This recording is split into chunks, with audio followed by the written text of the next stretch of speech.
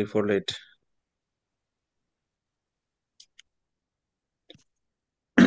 আজকে আমরা পড়বো ইলেকট্রনিক্স এবং প্রাত্যহিক জীবনের রসায়ন। দুইটা চ্যাপ্টার, দুইটা ছোট চ্যাপ্টার, তো এই জন্য দুইটা শেষ করে ফেলবো একদিনে। আমরা জি যারা স্যার। ইঞ্জিনিয়ারিং পড়ি ট্রিপলি, এই ট্রিপলির তিনটা ইতে হচ্ছে, একটা হচ্ছে ইলেকট্রনিক্স আর বাকি দুইটা হচ্ছে অ্যান্ড ইলেকট্রিক্যাল ইঞ্জিনিয়ারিং।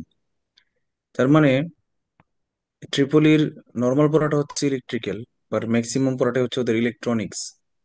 আর এই ইলেকট্রনিক্সটা ইলেকট্রিক্যাল ইঞ্জিনিয়ারিং এবং কম্পিউটার ইঞ্জিনিয়ারিং দুটার মধ্যেই কমনলি আছে। আপনারা খেয়াল করেছেন আমাদের যে আইসিটি ক্লাস নেন ইমতিয়াজ স্যার, তিনি কিন্তু অ্যাকচুয়ালি কম্পিউটার ইঞ্জিনিয়ার না, উনি ট্রিপলির ইঞ্জিনিয়ার। বাট উনি সিএসটি মোটামুটি সবই উনি পারেন, কারণ হচ্ছে এই ট্রিপলি যারা পড়ে তারা সিএসসির অর্ধেক কি পড়ে। তো ইলেকট্রনিক্স এর মেইন থিওরিটা হচ্ছে আহ, একদম গভীরে, ডিপ লেভেলে অর্ধপরিবাহী নিয়ে কাজ করে। আমরা গত ইলেকট্রিক্যালের যে ক্লাসটা ছিল তড়িৎ বিজ্ঞান, সেখানে কিন্তু আমরা পড়েছিলাম যে আহ, কিছু পদার্থ আছে যারা অর্ধপরিবাহী বলে, যেমন জার্মেনিয়াম, সিলিকন। হ্যাঁ, তো আমরা আজকে এগুলো একটু দেখবো যে এরা কিভাবে কাজ করে। আমরা নর্মালি ইলেকট্রিক্যাল ইঞ্জিনিয়ারিং এ পড়েছি যে ইলেকট্রন প্রবাহিত হয়, তাই না? ইলেকট্রন হচ্ছে ধনাত্মক আয়ন, সরি, ঋণাত্মক আয়ন। কিন্তু ধনাত্মক আয়ন কিন্তু কখনো প্রবাহিত হয় না। মানে ধনাত্মক আয়ন মানে হচ্ছে প্রোটন। প্রোটন হচ্ছে থাকে পরমাণুর কেন্দ্রবিন্দুতে, যার কারণে সে সহজে প্রবাহিত হতে পারে না। আর ইলেকট্রনগুলো চারদিকে কক্ষপথে ঘুরে, যেটা নিউক্লিয়াস থেকে মানে কেন্দ্রস্থল থেকে দূরে অবস্থিত। এই জন্য সে সহজে এই পরমাণু থেকে বিচ্ছিন্ন হতে পারে। কিন্তু এটা হচ্ছে আমাদের চিরাচরিত ইলেকট্রিক্যালের ধারণা। কিন্তু যখনই আমরা ইলেকট্রিক্যাল ছাপিয়ে ইলেকট্রনিক্সে চলে আসব, তখন আমাদেরকে কল্পনা করে নিতে হবে যে ধনাত্মক আয়নও মুভ করে। এটাকে বলা হয় ইলেকট্রন হোল। মানে ইলেকট্রন যেখানে না থাকে, একটা ইলেকট্রন যদি সরে যায়, তাহলে যে পজিটিভ আয়নটা তৈরি হয় এটাকে ধরে নিতে হবে, কল্পনা করতে হবে ইলেকট্রন হোল। বাস্তবে ইলেকট্রন হোল বলতে কিছু নাই, এটা জাস্ট একটা হাইপোথিসিস। কিন্তু তারপরেও ধরে নিতে হবে যে ইলেকট্রন হোল মুভ করছে। তো আমরা একটু দেখি সেটা কি বলে। আমরা আগে বুঝি অর্ধপরিবাহী, পি টাইপ এবং এন টাইপ অর্ধপরিবাহী। এই অর্ধপরিবাহী হচ্ছে ইলেকট্রনিক্স এর কেন্দ্রবিন্দু। আমরা এখন যে আধুনিক কম্পিউটার দেখি যে ছোট বক্সের মতো পকেটে নিয়ে ঘোরা যায়, এমনকি আমাদের মোবাইলের ভিতরেও ইলেকট্রনিক্স, এবং আমাদের যে মেমোরি কার্ড বা প্রসেসর, এই সবই কিন্তু কি এখন অর্ধপরিবাহী দিয়ে তৈরি। আমরা বলি না এখন এসএসডি, সলিড স্টেট ড্রাইভ? এই সলিড স্টেট মানেটাই হচ্ছে অ্যাকচুয়ালি একটা অর্ধপরিবাহী চিপ, সিলিকন চিপ, আর কিছুই না। তো সিলিকন কি একটা মৌলিক পদার্থ, মৌল, যেটাকে আমরা খুব সহজেই চিনে থাকি বালি, বালু, কাদামাটি। সেই বালিটাই হচ্ছে সিলিকন দিয়ে তৈরি। তো সিলিকন মৌলটার যে বহির্খোলকে থাকে চারটি ইলেকট্রন, যা যোজনী ইলেকট্রন রূপে কাজ করে। যোজনী ইলেকট্রন মানে এটাকে ইংলিশে বলা হয় ভ্যালেন্স ইলেকট্রন। কারণ পদার্থের যোজনী নির্ধারণ করে তার বহিঃস্থরে কয়টা ইলেকট্রন আছে সেটা। এখন এই বাইরের যে ইলেকট্রনটা, সে স্থিত অবস্থা গঠন করার জন্য, স্থিতি মানে স্ট্যাবিলিটি, স্ট্যাবিলিটি গঠন করার জন্য। আচ্ছা, তার আগে আমরা একটু রাসায়নিক বন্ধন সম্পর্কে এক বাক্যে একটু আলোচনা করি। মনে আছে আমাদের যে লবণ গঠিত হয় সোডিয়াম ক্লোরাইড, কিভাবে গঠিত হয় যেন? সোডিয়াম হচ্ছে একটা ইলেকট্রন ত্যাগ করে Na+ আয়ন হয়, আর ক্লোরিন হচ্ছে একটা ইলেকট্রন গ্রহণ করে Cl- আয়ন গঠিত হয়। এই দুইটা আয়ন যখন পাশাপাশি আসে তখন তারা জোড়া লেগে Cl- হয়ে যায়, NaCl হয়ে যায়, সোডিয়াম ক্লোরাইড হয়ে যায়, লবণ হয়ে যায়। অর্থাৎ সোডিয়াম এবং ক্লোরিনকে যখন মিক্সড করা হবে অপটিমাম কন্ডিশনে, তখন সোডিয়াম থেকে একটা ইলেকট্রন ক্লোরিনে গিয়ে তারা বন্ধন তৈরি করবে। তো একই রকম সিলিকনের যে চারটা ইলেকট্রন থাকে, এরা হচ্ছে যোজনী ইলেকট্রন রূপে কাজ করে, মানে বন্ধন গঠনে সহযোগিতা করে। এটা স্টেবিলিটি অর্জন করার জন্য কি করে, এর চারটা ইলেকট্রন লাভ করা বা শেয়ার করার প্রবণতা থাকে। বন্ধন, রাসায়নিক বন্ধন ক্লাসটা আমাদের হয়নি, হইলে আপনাদের এটা সহজ হইতো। বন্ধন অনেক প্রকার, যেমন একটু আগে যেটা বললাম সোডিয়াম ক্লোরাইডের, সেটা হচ্ছে আয়নিক বন্ধন। তারপর আরেক ধরনের বন্ধন আছে যেটাকে বলা হয় সমযোজী বন্ধন। আরেক ধরনের বন্ধন ধাতুর ক্লাসে পড়াইছিলাম ধাতব বন্ধন। তো এই যে ভাগ ইলেকট্রন শেয়ার করে বলে না, ভাগাভাগি করে, ইলেকট্রন ট্রান্সফার হয় না। সোডিয়াম ক্লোরাইডের ক্ষেত্রে ইলেকট্রন ট্রান্সফার হয়, কিন্তু বাইরের ইলেকট্রনটা যদি দুইজন মিলে শেয়ার করে সেটাকে বলা হয় সমযোজী বন্ধন। আমরা যদি একটু চিত্রটা বড় করে দেখি, দেখেন, একটু ড্র করি।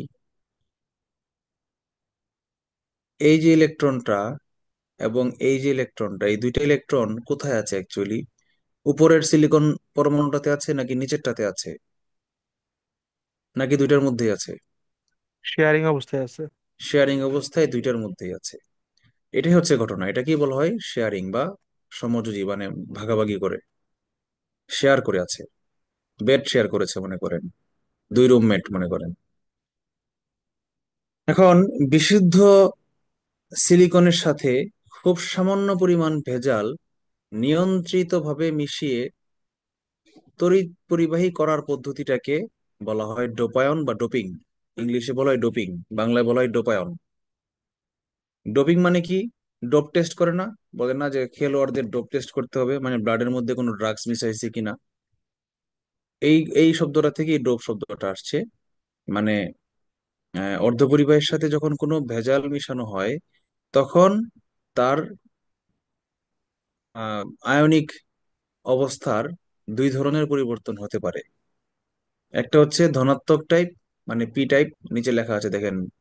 ডোপিং মৌলের প্রকৃতির অনুযায়ী, মানে আমি কি ধরনের মৌল দিয়ে ডোপিং করতেছি, কি অপদ্রব্য মিশাচ্ছি, তার উপর নির্ভর করে সেই সিলিকনটা পজিটিভ টাইপ হবে নাকি নেগেটিভ টাইপ হবে সেটা নির্ধারণ করে। যেসব মৌলের তিনটা ইলেকট্রন থাকে, তিনটা যোজন ইলেকট্রন থাকে, যেমন উদাহরণস্বরূপ মনে করেন অ্যালুমিনিয়াম, বোরন, গেলিয়াম, ইন্ডিয়াম, এরা যখন ভেজাল হিসেবে ব্যবহার করা হয়, তখন সেই সিলিকন বা জার্মেনিয়াম কি হবে, পজিটিভ টাইপ অর্ধপরিবাহীতে পরিণত হবে। কেন পজিটিভ টাইপ? কারণ সিলিকনের ছিল চারটা, আর এই অ্যালুমিনিয়াম, বোরন, গ্যালিয়াম, ইন্ডিয়াম এদের আছে তিনটা। একটা ইলেকট্রন তো এদের কম, যার কারণে সেই যে আহ, সিলিকনের চারটা ইলেকট্রন ছিল, সেই লাস্ট 4 নম্বর ইলেকট্রনটাকে এই অ্যালুমিনিয়াম যখন আমি মিশাবো, তখন অ্যালুমিনিয়াম এবং সিলিকন দুইজনই মিলে শেয়ার করে ইউজ করবে। তখন সিলিকনের ইলেকট্রন সংখ্যা অ্যাকচুয়ালি চারটা থেকে অর্ধেকটা কমে হয়ে যাবে 3.5টা। 3.5টা বলা আসলে ঠিক না, কারণ অর্ধেকটা ইলেকট্রন কখনো ট্রান্সফার হয় না। কিন্তু একটা ইলেকট্রনকে অ্যালুমিনিয়াম এবং সিলিকন দুইজন মিলে ইউজ করে, যার কারণে সিলিকনের মধ্যে মনে হবে যেন তার মধ্যে একটা ইলেকট্রনের ঘাটতি পড়ে গেছে। আবার যেসব মৌলের বহিঃস্তর ইলেকট্রন তিনটা, মানে একটা কম ছিল, এখন যদি আমি বলি যেসব মৌলের ইলেকট্রন 5টা, মানে একটা বাড়তি, সিলিকনের ছিল নর্মালি 4টা, কিন্তু যেসব পদার্থের বহিঃস্তর ইলেকট্রন একটা বেশি, মানে 5টা, যেহেতু একটা ইলেকট্রন ঘাটতি, সেই বাড়তি ইলেকট্রনটাকে যখন সিলিকন শেয়ার করবে, তখন সিলিকনের বহিঃস্তর ইলেকট্রন থাকবে আনুমানিক 4.5টা। এক্স্যাক্টলি 4.5টা না, তবে একটা ইলেকট্রনকে, ওই সিলিকনের যে 4টা ইলেকট্রন ছিল সেখান থেকে একটাও কমবে না, বরং সে বাড়তি পাবে কি, ওই ফসফরাস থেকে একটা ইলেকট্রনের অর্ধেকটা সে শেয়ার করবে। তার মানে সে নেগেটিভ টাইপ হয়ে যাবে, এন টাইপ হয়ে যাবে। তো পরীক্ষায় এভাবে কোশ্চেন আসতে পারে যে নিচের কোনটি মিশালে, সিলিকনের সঙ্গে নিচের কোনটি মিশালে সে নেগেটিভ টাইপ বা এন টাইপ অর্ধপরিবাহী হয়। তো অপশনে যদি ফসফরাস থাকে, আর্সেনিক থাকে, অ্যান্টিমনি থাকে, তাহলে আনসার হবে এটা। তার মানে মনে রাখবেন, সিলিকন, জার্মেনিয়াম এদের সাথে যদি ফসফরাস, আর্সেনিক বা অ্যান্টিমনি মিশানো হয়, তাহলে সেই সিলিকনটা হয়ে যাবে এন টাইপ অর্ধপরিবাহী, নেগেটিভ টাইপ বা ঋণাত্মক টাইপ। আর যদি সিলিকন বা গ্যালিয়াম বা জার্মেনিয়ামের সাথে যদি অ্যালুমিনিয়াম, বোরন, গ্যালিয়াম, ইন্ডিয়াম এগুলো মিশানো হয়, তখন এরা হয়ে যাবে পজিটিভ টাইপ, পি টাইপ। ঠিক আছে, তাহলে আমরা মুখস্থ করলাম কারা কারা পি টাইপ বানায়, কারা কারা এন টাইপ বানায়।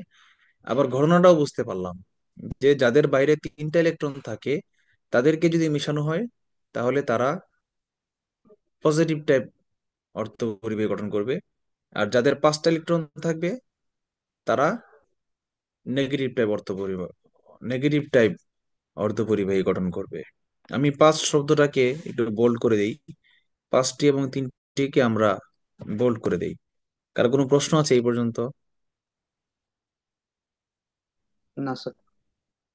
আচ্ছা।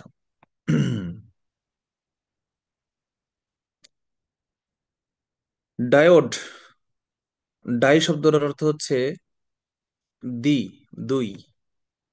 আর ওড শব্দটা হচ্ছে দরজা। ডায়োড মানে হচ্ছে দুই দরজা। আমরা পড়েছিলাম না ক্যাথোড, অ্যানোড। ক্যাথোড যারা ক্যাটায়নকে আকর্ষণ করে, ঋণাত্মক তড়িৎদ্বার। অ্যানোড যারা ধনাত্মক অ্যানায়নকে আকর্ষণ করে, মানে ধনাত্মক তড়িৎদ্বার। তড়িৎদ্বার, ক্যাথোড অ্যানোড এরা হচ্ছে তড়িৎদ্বার, মানে ইলেকট্রন টানবে, ইলেকট্রনের দরজা বলা হয় আর কি।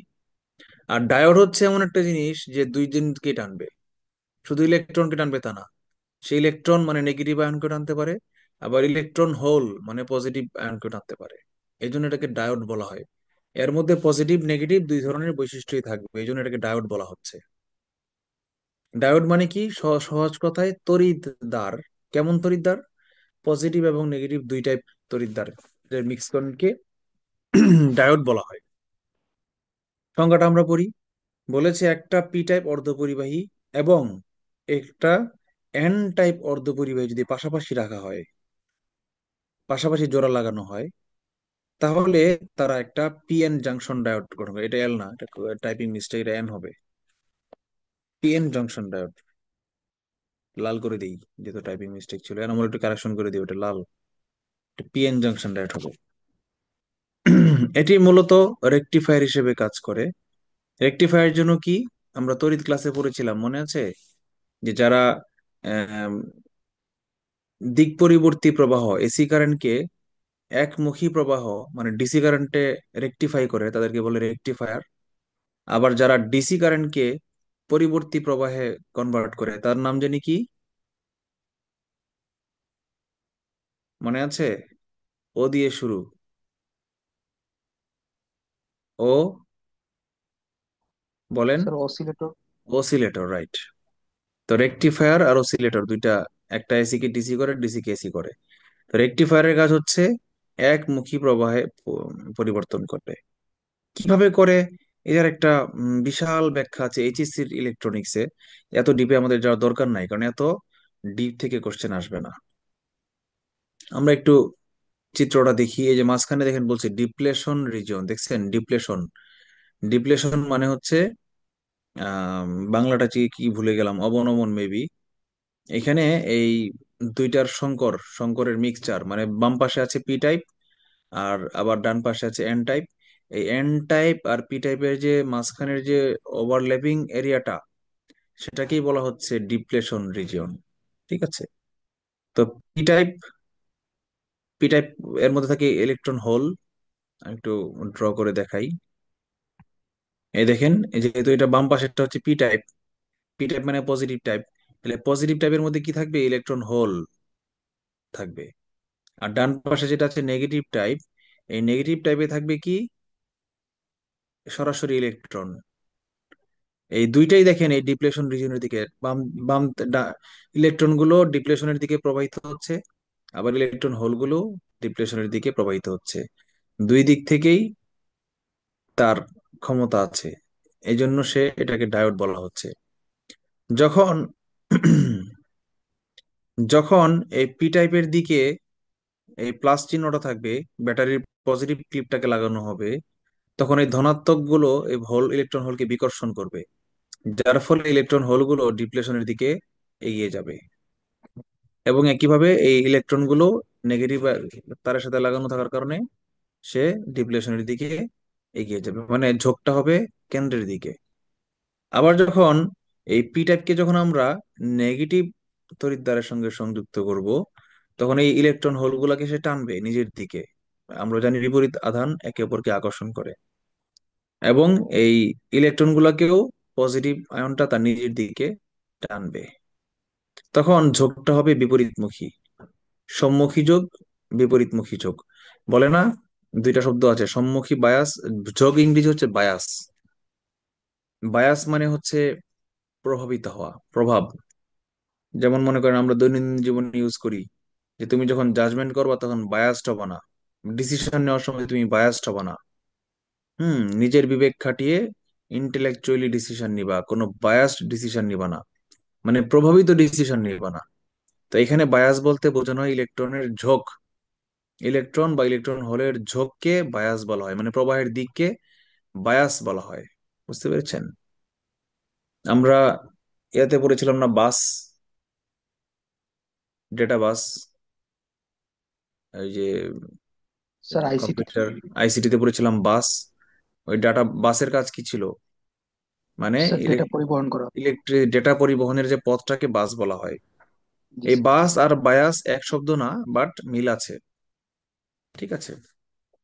তো এই বাম পাশে যে চিত্রটা এখানে দেখেন, যে একে অপরের মুখোমুখি সংঘর্ষ হচ্ছে, এই জন্য এটাকে বলা হচ্ছে সম্মুখী ঝোঁক। ইংলিশে বলা হয় ফরওয়ার্ড বায়াস। আবার যখন এই কানেকশনটা এই পজিটিভের দিকে, হোলের দিকে যখন নেগেটিভ দিয়ে দেওয়া হয়, তখন বিপরীতমুখী মুভমেন্টটা হয়। এই জন্য এটার নাম হয়ে যায় বিপরীতমুখী ঝোঁক। ইংলিশে বলা হয় রিভার্স বায়াস। তো জিনিসগুলো আসলে কঠিন, অনেকের কাছে কঠিন মনে হচ্ছে, কিন্তু মনে হলো কিছু করার নাই। এইচএসসির সবচেয়ে কঠিন টপিকই হচ্ছে ফিজিক্সের ইলেকট্রনিক্স। সো আপনারা এইচএসসির কঠিন জায়গাগুলো পড়ছেন, সো কঠিন লাগাটা খুব স্বাভাবিক, ভয় পাওয়ার কিছু নাই। এত ব্যাখ্যা আসবে না, তবে হ্যাঁ, এগুলা প্রিলিতে আপনাদের খুব বেশি কাজে না লাগলেও এই পড়াগুলো আপনাদের রিটেনে কিন্তু মারাত্মকভাবে কাজে লাগবে। বুঝতে পেরেছেন?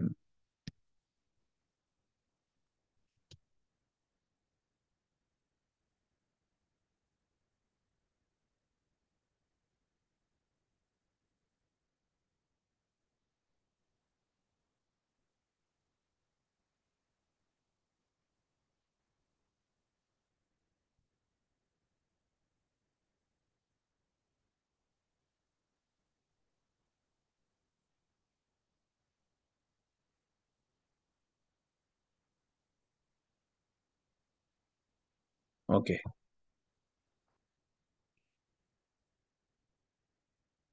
তো যেটা বলেছি, সম্মুখী যোগ অবস্থায় থাকলে পিএন জাংশন দিয়ে তড়িৎ প্রবাহ চলবে, আর বিমুখী যোগে থাকলে পিএন জাংশন দিয়ে তড়িৎ প্রবাহ চলে না।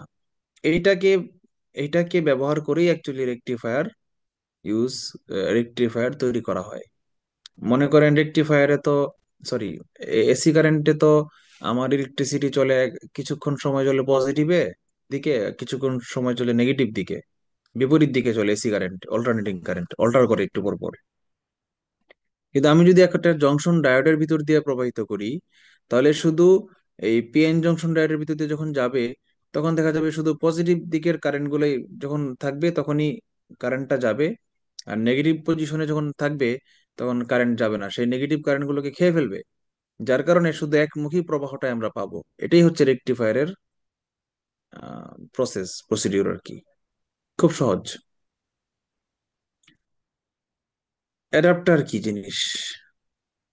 অ্যাডাপ্ট শব্দের অর্থ হচ্ছে কি, মানে অ্যাডাপ্ট করা, নতুন পরিবেশের সাথে খাপ খাওয়ানো। অ্যাডাপ্টার হচ্ছে খাপ খাওয়ানোর যন্ত্র।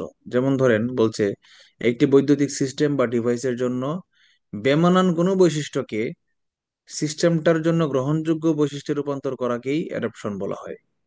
মনে করেন আমাদের মোবাইল ফোন, সে 5 ভোল্ট বা 10 ভোল্টের বেশি কারেন্ট নিতে পারে না, 1 অ্যাম্পিয়ারের কারেন্ট বেশি নিতে পারে না, কিন্তু আমাদের বাড়ির কারেন্ট হচ্ছে 220 ভোল্ট। তাহলে এই 220 ভোল্টকে কমিয়ে 5 বা 10 ভোল্টে কমানোর জন্য আমাদের কি দরকার?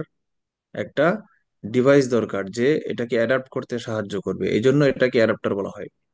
আপনারা অনেকে খেয়াল করেছেন কিনা, মোবাইলের চার্জারকে অ্যাডাপ্টার বলা হয়। কখনো জিজ্ঞেস করেছেন নিজের মনকে, যে কেন এটাকে চার্জার না বলে অ্যাডাপ্টার বলা হচ্ছে? অ্যাকচুয়ালি এটাকে অ্যাডাপশন করার মাধ্যমে এই যে বড় যে চার্জারে তো দুইটা পার্ট থাকে, একটা হচ্ছে বড় একটা কেবল থাকে, আর একটা হচ্ছে একটা মোটা বক্সের মতো, প্লাগের মতো থাকে। এই যে বক্সটা এটার ভিতরে তারের কুণ্ডলি থাকে, এই বক্সটাকে অ্যাকচুয়ালি অ্যাডাপ্টার বলা হয়। ঠিক আছে।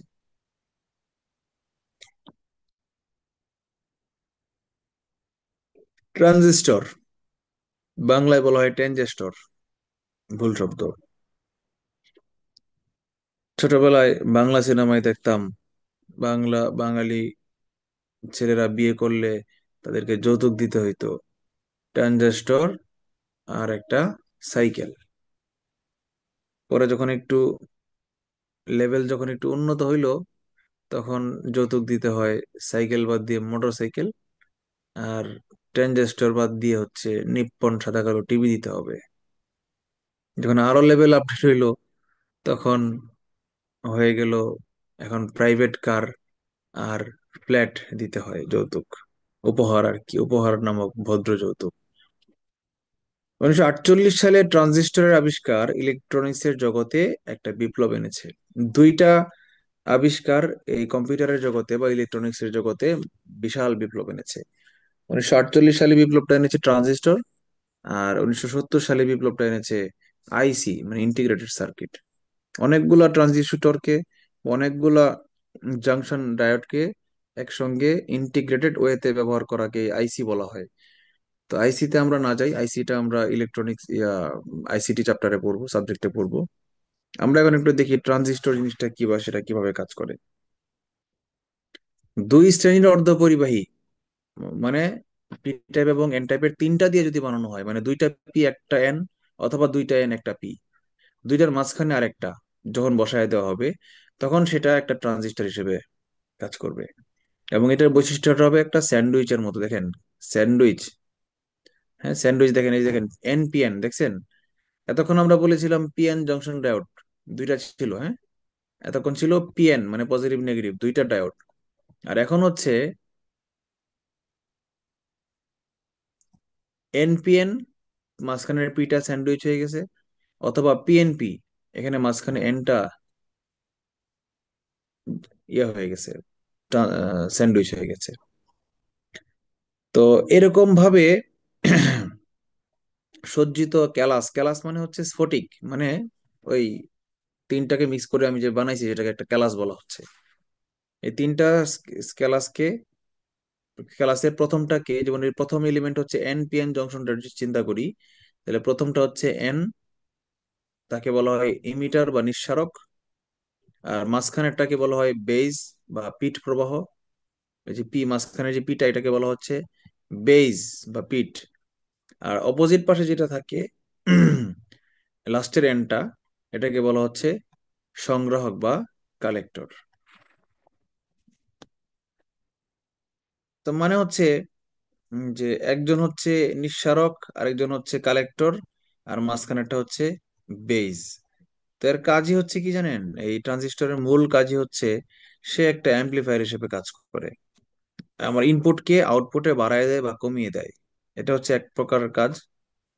পরের লাইনটাতে আছে দেখেন, আমি রিডিং পড়ি, বলেছে ট্রানজিস্টর ইলেকট্রনিক সার্কিট বা বর্তনীতে বিবর্ধক অর্থাৎ অ্যাম্পলিফায়ার হিসেবে কাজ করে প্রথমত, আর সেকেন্ডলি সুইচ হিসেবে কাজ করে।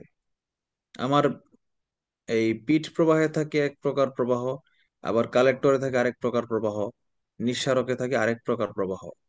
তো আমার বেস প্রবাহটাকে হ্রাস বা বৃদ্ধি করে দেয় ওই নিঃসারক বা কালেক্টর, এই জন্য এটাকে অ্যাম্পলিফায়ার বলা হয়।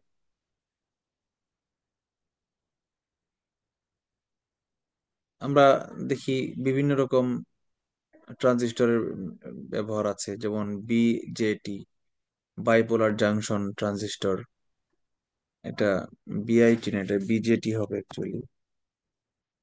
তারপর হচ্ছে এফইটি, ফিল্ড ইফেক্ট ট্রানজিস্টর। এটাকে আমরা একটু লাল করে দিই, টাইপিং মিস্টেক ছিল।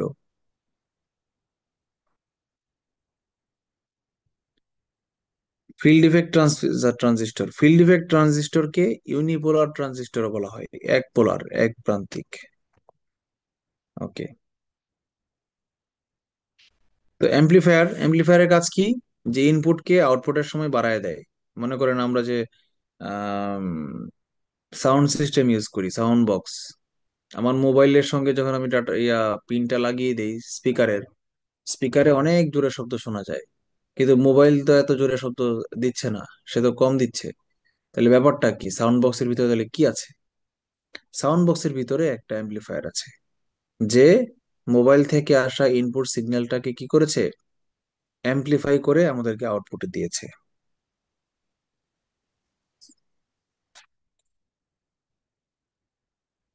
আইসির কথা বলতে বলতে আইসি চলে আসছে, সমন্বিত বর্তনী, ইন্টিগ্রেটেড সার্কিট। আধুনিক কম্পিউটারের দ্রুত অগ্রগতির মূলে রয়েছে আইসি। 1958 সালে জ্যাক ক্যালবি নামক একজন বিজ্ঞানী ট্রানজিস্টর, রেজিস্টর এবং ক্যাপাসিটর, এই তিনটার সমন্বয়ে একটা সার্কিট তৈরি করেন, কমপ্লিট সার্কিট তৈরি করেন, যেটাকে অ্যাকচুয়ালি আরএলসি সার্কিট বলা হয়। হুম, আরএলসি সার্কিট বলা হয়, সংক্ষেপে আবার এটাকে আইসিও বলা হয়। তো আরএলসি মানে কি, আমি আপনাদেরকে বিজ্ঞানের ক্লাসে বলেছিলাম যে ওই যে জলবিদ্যুৎ থেকে যখন তড়িৎচুম্বক আবেশের মাধ্যমে ইলেকট্রিসিটি আবিষ্কার হয়, তখন একটা কথা বলেছিলাম যে একটা কমপ্লিট সার্কিট হয়ে গেলে তিনটা জিনিস থাকতে হয়, আরএলসি থাকতে হয়। এই আরএলসি সার্কিট একে আমরা এটার ফেজার ডায়াগ্রাম আঁকতাম, ফেজ ডায়াগ্রাম আঁকতাম। তো এখানে এই যে আর বলতে অ্যাকচুয়ালি রেজিস্টার বা রোধক, রোধ যেটাকে বলা হয় সেটা থাকে। আর আর এল সি, এলটা পরে বলতেছি, সিটা হচ্ছে অ্যাকচুয়ালি ক্যাপাসিটর, ক্যাপাসিটেন্স।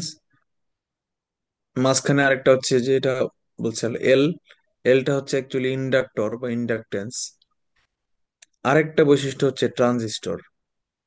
তো ওই ট্রানজিস্টরটা সরাসরি আরএলসি সার্কিটের না, তবে আরএলসি সার্কিটেও ট্রানজিস্টর থাকে, থাকতে পারে, কোনো অসুবিধা নেই।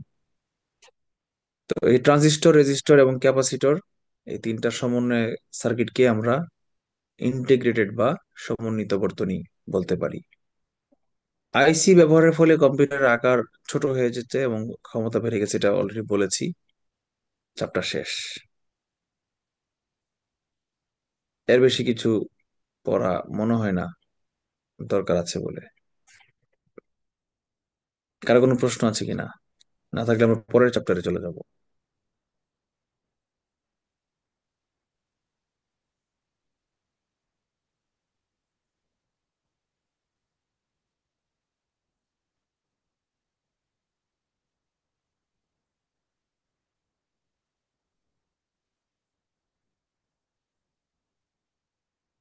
মেমোরি কার্ড কিভাবে ডেটা সংরক্ষণ করে? মেমোরি কার্ডের ভিতরে আছে কোটি কোটি সিলিকন পরমাণু। এরা ডেটা কিভাবে সংরক্ষণ করে? ডেটা তো হচ্ছে ওয়ান আর জিরো, বাইনারি নাম্বার, কিন্তু মেমোরি কার্ড তো ওয়ান জিরো বুঝে না। এরা শুধু বুঝে কারেন্ট আছে নাকি নাই, কম্পিউটার শুধু এটাই বুঝে। অথবা মেমোরি কার্ড শুধু বুঝে পজিটিভ নাকি নেগেটিভ। সুতরাং যেহেতু আমরা অর্ধপরিবাহীর মধ্যে দুই ধরনের বৈশিষ্ট্য পাচ্ছি, পি টাইপ এবং নেগেটিভ টাইপ, সুতরাং এর মধ্যে এক একটা পরমাণু এক একটা বিটকে স্টোর করে রাখে, এভাবেই ইয়ার মধ্যে মেমোরি কার্ডের ভিতরে ডেটা স্টোর হয়ে যায়। এই একটা ইলেকট্রন হোল হচ্ছে একটা পজিটিভ বিটকে ক্যারি করে, একটা ইলেকট্রন হচ্ছে একটা নেগেটিভ বিটকে ক্যারি করে, বুঝতে পেরেছেন? আগে যে কাজটা করা হতো, একটা বাল্ব জ্বালিয়ে, বাল্ব যদি জ্বলে তাহলে সে পজিটিভ সিগন্যাল ক্যারি করছে, মানে বাইনারি ওয়ান কে ক্যারি করছে। আর বাল্ব যদি নিভে থাকে, একটা নিভে যাওয়া বাল্ব হচ্ছে জিরো, মানে নেগেটিভ, একটা জিরো বাইনারি বিট কে ক্যারি করছে। তো একটা বাল্বকে ছোট করে একটা পরমাণুতে নিয়ে আসা হয়েছে। আগে একটা বাল্ব যে কাজ করতে পারতো, এখন একটা পরমাণু সেই একই কাজ করতে পারে। চিন্তা করেছেন? ভাবতে কেমন লাগে? আমরা যখন আমি যখন অনার্সে পড়তাম, আমার মনে আছে যে সারা ক্লাস জটিল কেমিস্ট্রি পড়াইতো। আমার মেজর সাবজেক্ট ছিল ওয়েট প্রসেসিং ইঞ্জিনিয়ারিং। সারা ক্লাস কি এক জটিল কেমিস্ট্রি পড়ে, আর সেটার সামারি কি ছিল? সামারি হচ্ছে এই ফিনিশিংটা দিলে, এটাকে ফিনিশিং বলা হয়। মনে করেন কাপড় তো রং করে, তাই না? সাদা কাপড়কে রং করে, সাদা কাপড় না, প্রথমে কাপড়কে সাদাই করে, ব্লিচিং করে প্রথমে। ব্লিচিং করার পরে কাপড়কে রং করে। তো রং করার পরে কাপড়ে বিভিন্ন ধরনের ফিনিশিং দেয়। ফিনিশিং গুলো হচ্ছে কাপড়কে বিভিন্ন বৈশিষ্ট্য অর্জন করতে সহায়তা করে। যেমন ফ্লেম রিটার্ডেন্ট ফিনিশ দিলে সেই কাপড়ে আগুন ধরবে না। আবার ওয়াটার রিপেলেন্ট ফিনিশ দিলে সেই কাপড় পানি দিয়ে ভিজবে না, ছাতা বানানো যাবে। অ্যান্টিমাইক্রোবিয়াল ফিনিশ দিলে সেই কাপড়ে সহজে ফাঙ্গাস জন্মাবে না। তারপর এরকম বিভিন্ন বিভিন্ন হুম ফিনিশিং আছে। এখন কঠিন, মনে করেন সাপোজ অ্যান্টিমাইক্রোবিয়াল ফিনিশিং পড়াচ্ছে, তো কঠিন কেমিস্ট্রি দিয়ে বোঝাইলো যে কিভাবে এই যা ব্যাকটেরিয়া বা ফাঙ্গাস বা মোল্ড মাইলডিউ যখন আপনার কাপড়কে আক্রমণ করবে, তখন কিভাবে সে রেজিস্ট্যান্স তৈরি করবে, কিভাবে সে ব্যাকটেরিয়াকে মেরে ফেলবে।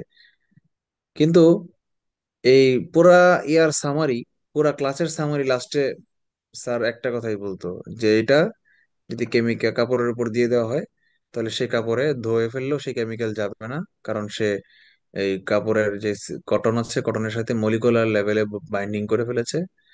অর্থাৎ এই কাপড়ে সহজে ব্যাকটেরিয়া জমবে না, দুর্গন্ধ হবে না এই কাপড় পরলে, ঘাম ঘামলেও দুর্গন্ধ হবে না।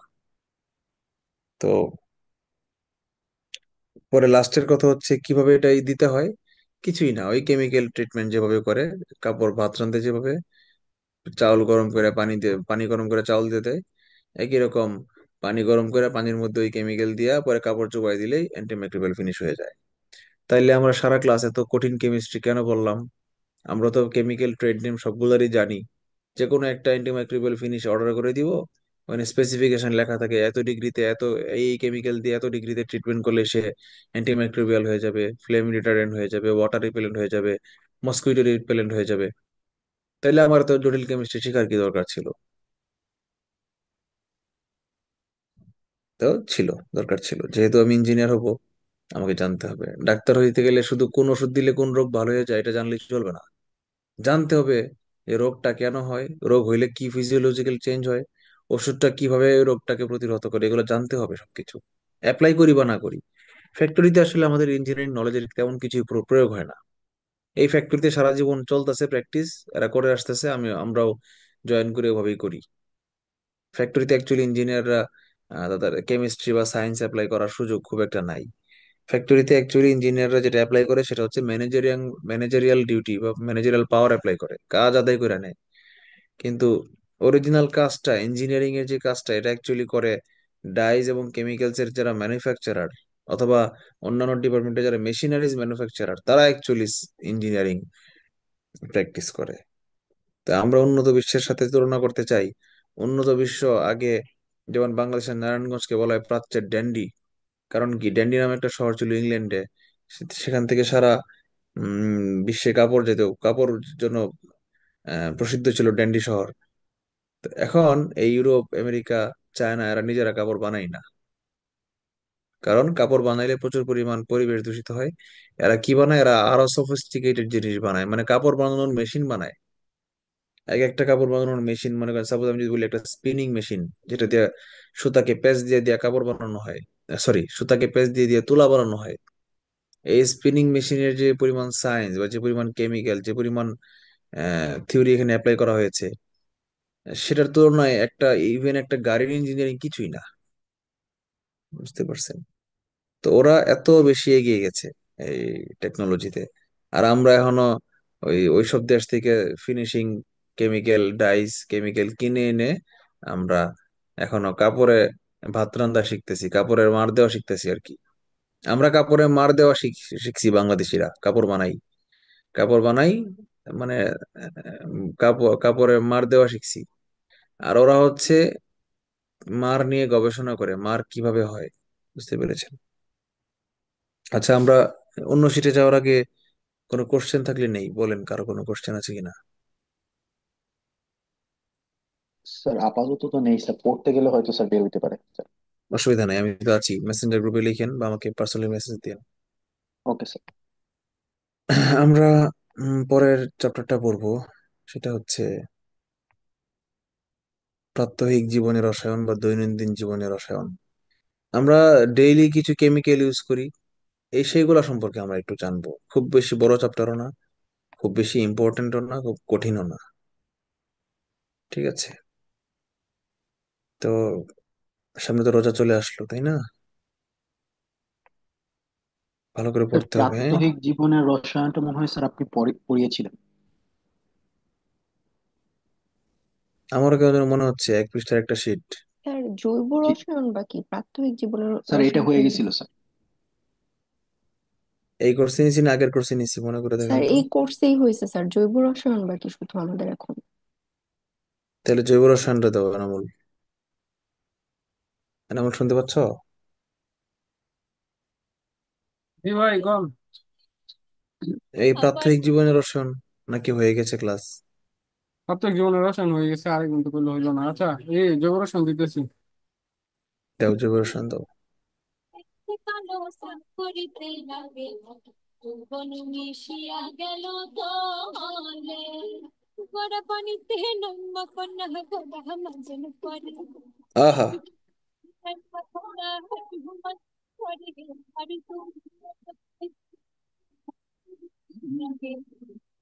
জৈবন মিশিয়া গেল জয়লে, হুমায়ুন আহমেদের গান।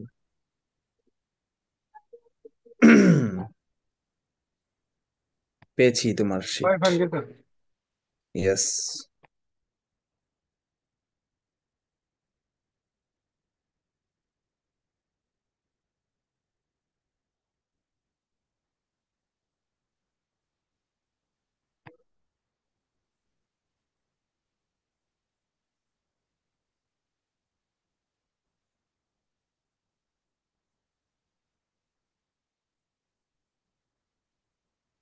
আমার যমুনার জল দেখতে কালো, ছান করিতে লাগে ভালো, জৈবন মিশিয়া গেল জয়লে, হাঁটু পানিতে নাইম্যা কন্যা হাঁটু মাজন করে। পরে আর কইলাম না। Organic chemistry. অর্গান মানে কি? অঙ্গ। অঙ্গ প্রত্যঙ্গকে অর্গান বলা হয়। তো জীব শব্দটা এসেছে জৈব, জৈব শব্দটা এসেছে জীব থেকে। জীব ইংরেজি কি? Living animal. অ্যানিমেল না, সরি, অ্যানিমেল তো প্রাণী। লিভিং সাবস্টেন্স কে মানে জীবন্ত জিনিসকেই, যার মধ্যে জীবন আছে, প্রাণ আছে, তাকেই জীব বলা হয়। সেটা জড়, সেটা হইতে পারে আহ হইতে পারে উদ্ভিদ, হইতে পারে প্রাণী, হইতে পারে অন্য কোনো অণুবীক্ষণিক কোনো জীব, যেটাকে জড় বলা যায় না, জীবও বলা যায় না। আবার যেটাকে উদ্ভিদও বলা যায় না, প্রাণীও বলা যায় না। যেমন সায়ানোব্যাকটেরিয়া। হুম। এটাকে জীব এবং উদ্ভিদ কোনো ক্লাসিফিকেশন, সরি, প্রাণী বা উদ্ভিদ কোনো ক্লাসিফিকেশনে ফেলা যায় না, বাট এটা তো জীব। তাহলে জীবের, জীব মানে উদ্ভিদ এবং প্রাণী। উদ্ভিদ এবং প্রাণীর দেহ নিয়ে বা উদ্ভিদ এবং প্রাণীর দেহ থেকে উদ্ভূত পদার্থ নিয়ে যেই রসায়নের যে শাখাটা আলোচনা করে তাকে বলা হয় অর্গানিক কেমিস্ট্রি। তো অর্গানিক কেন বললো, লিভিং কেমিস্ট্রি কেন বললো না? লিভিং কেমিস্ট্রি শব্দটা দিলে আসলে কেমন যেন বোঝা যায় না, মনে হয় যে জীবন্ত রসায়ন, এরকম মনে হয়, জৈব রসায়ন মনে হয় না। এই জন্য এটাকে স্পেশাল নাম দেওয়া হয়েছে অর্গানিক কেমিস্ট্রি। বাংলায় মনে রাখবেন, অঙ্গ প্রত্যঙ্গের রসায়ন না, বাংলায় হচ্ছে অর্গানিক কেমিস্ট্রি মানেই হচ্ছে জৈব রসায়ন। চমৎকার একটা কভার পৃষ্ঠা দেখতে পাচ্ছি আমরা। ব্যাকগ্রাউন্ডে ধোঁয়া উঠছে, আর ফোরগ্রাউন্ডে ও এবং সি। ওতে অর্গানিক, সিতে কেমিস্ট্রি। ও হচ্ছে অক্সিজেন, সি হচ্ছে কার্বন। চমৎকার। ক্রেডিট গোস টু আমাদের সিয়ারা নামুল। এই ছবিটা সেই যুক্ত করেছে।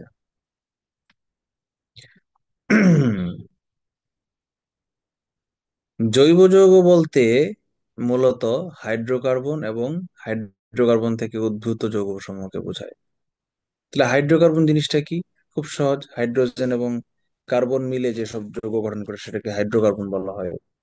তাহলে এত কঠিন করার কি দরকার ছিল? আমি যে এতক্ষণ বললাম যে জীবন থেকে উদ্ভূত, তাহলে ব্যাপারটা কি?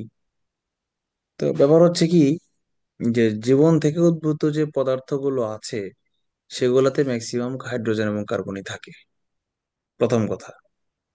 দ্বিতীয় কথা হচ্ছে যে জৈব যৌগ যেগুলো, কার্বন এবং হাইড্রোজেনের সংস্পর্শে যে হাইড্রোকার্বন গুলো, এগুলো যে শুধু জৈব পদার্থ থেকে পাওয়া যায় তা না। বহু বছর পরে এক সময় বিজ্ঞানীরা যখন ল্যাবরেটরিতে আবিষ্কার করেছে, তখন তারা বুঝতে পেরেছে বা অনুধাবন করেছে বা বিশ্বাস করে নিয়েছে যে জৈব যৌগগুলো শুধু উদ্ভিদ ও প্রাণী দেহ থেকেই আসে তা না, হাইড্রোকার্বন উদ্ভিদ আর প্রাণী ছাড়াও জড় পদার্থ থেকে আসতে পারে। বাট তারা সংজ্ঞাটাকে চেঞ্জ করে নাই, তারা সংজ্ঞার মধ্যে জৈব রসায়ন জৈব যৌগই বলছে, এবং ক্লাস ইয়ার ডেফিনেশনের মধ্যে তারা হাইড্রোজেন এবং কার্বনকে রেখে দিয়েছে। ফ্রেডরিক ভোলার, এখানে বানানটা লেখা হয়েছে উহলার, আসলে উহলার না, উচ্চারণটা হচ্ছে ফ্রেডরিক ফ্রেডরিক ভোলার ভোলার ভোলার। ইউগোস্লাভিয়া, ইউবরাজ সিং, এরকম ফ্রেডরিক ফ্রেডরিক ভোলার কে জৈব রসায়নের জনক বলা হয়। জৈব যৌগে কার্বন মৌলটা অবশ্যই থাকতে হবে, এবং কার্বনের যে শিকল, তার প্রকৃতি অনুযায়ী জৈব যৌগকে দুই ভাগে ভাগ করা যায়। শিকল জিনিসটা কি মনে আছে? আমরা বলেছিলাম ক্যাটিনেশন একটা পদার্থের কার্বনের বিশেষ ধর্ম, ক্যাটিনেশন। সাল কার্বন, সালফার, সিলিকনের কয়েকটা যৌগ ক্যাটিনেশন ধর্ম প্রদর্শন করে। মানে ভিন্ন ভিন্ন সংখ্যক অনুপাতে যুক্ত হয়ে সে লক্ষ লক্ষ কোটি কোটি পরিমাণ, কোটি কোটি সংখ্যক আলাদা আলাদা যৌগ উৎপাদন করে। এটাকে ক্যাটিনেশন বলা হয়। যেমন দেখেন আমরা methane, ethane, propane, butane, pentane, octane, heptane, এই যে যতগুলা যৌগ আমি বললাম, এই সবগুলাই কিন্তু কার্বন আর হাইড্রোজেন দিয়ে গঠিত। কোনোটার মধ্যে একটা কার্বন, তার নাম মিথেন; কোনোটার মধ্যে দুইটা কার্বন, তার নাম ইথেন; কোনোটার মধ্যে তিনটা কার্বন, তার নাম প্রোপেন। এরকম কার্বন কিন্তু কমন থাকবে, এবং এদের কমন বৈশিষ্ট্য থাকবে, জাস্ট কার্বনের সংখ্যার পার্থক্য থাকবে। মিথেনে একটা কার্বন, ইথেনে দুইটা কার্বন, তাহলে একটা কার্বন বাড়লো। তো এই কার্বনের সংখ্যার উপর ভিত্তি করে এই জৈব যৌগের শিকল তৈরি করা হয়, মানে এরা চেইন তৈরি করে। আমি একটু ড্র করি, তাহলে বুঝতে আরো ইজি হবে।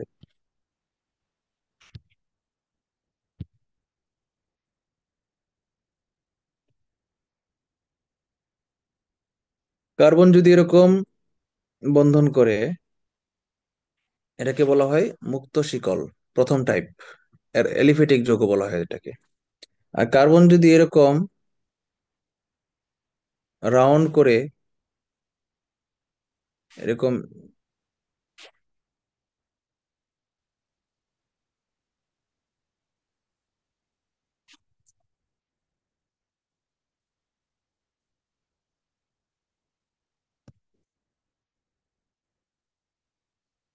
এরকম থাকে, মানে একটা চাকরিক তৈরি করে, কোনো নির্দিষ্ট মাথা খুঁজে পাওয়া যায় না, শেষ প্রান্ত শুরুর প্রান্ত খুঁজে না পাওয়া যায়, একটা চাকার মতো, হুইলের মতো তৈরি করে, তাহলে সেটাকে চাকরিক শিকল বলা হয়। এই চাকরিক শিকল হচ্ছে নিচের চিত্রটা। চাকরিক শিকলকে ইংলিশে বলা হয় অ্যারোমেটিক যৌগ, আর মুক্ত শিকলকে বলা হয় এলিফেটিক যৌগ।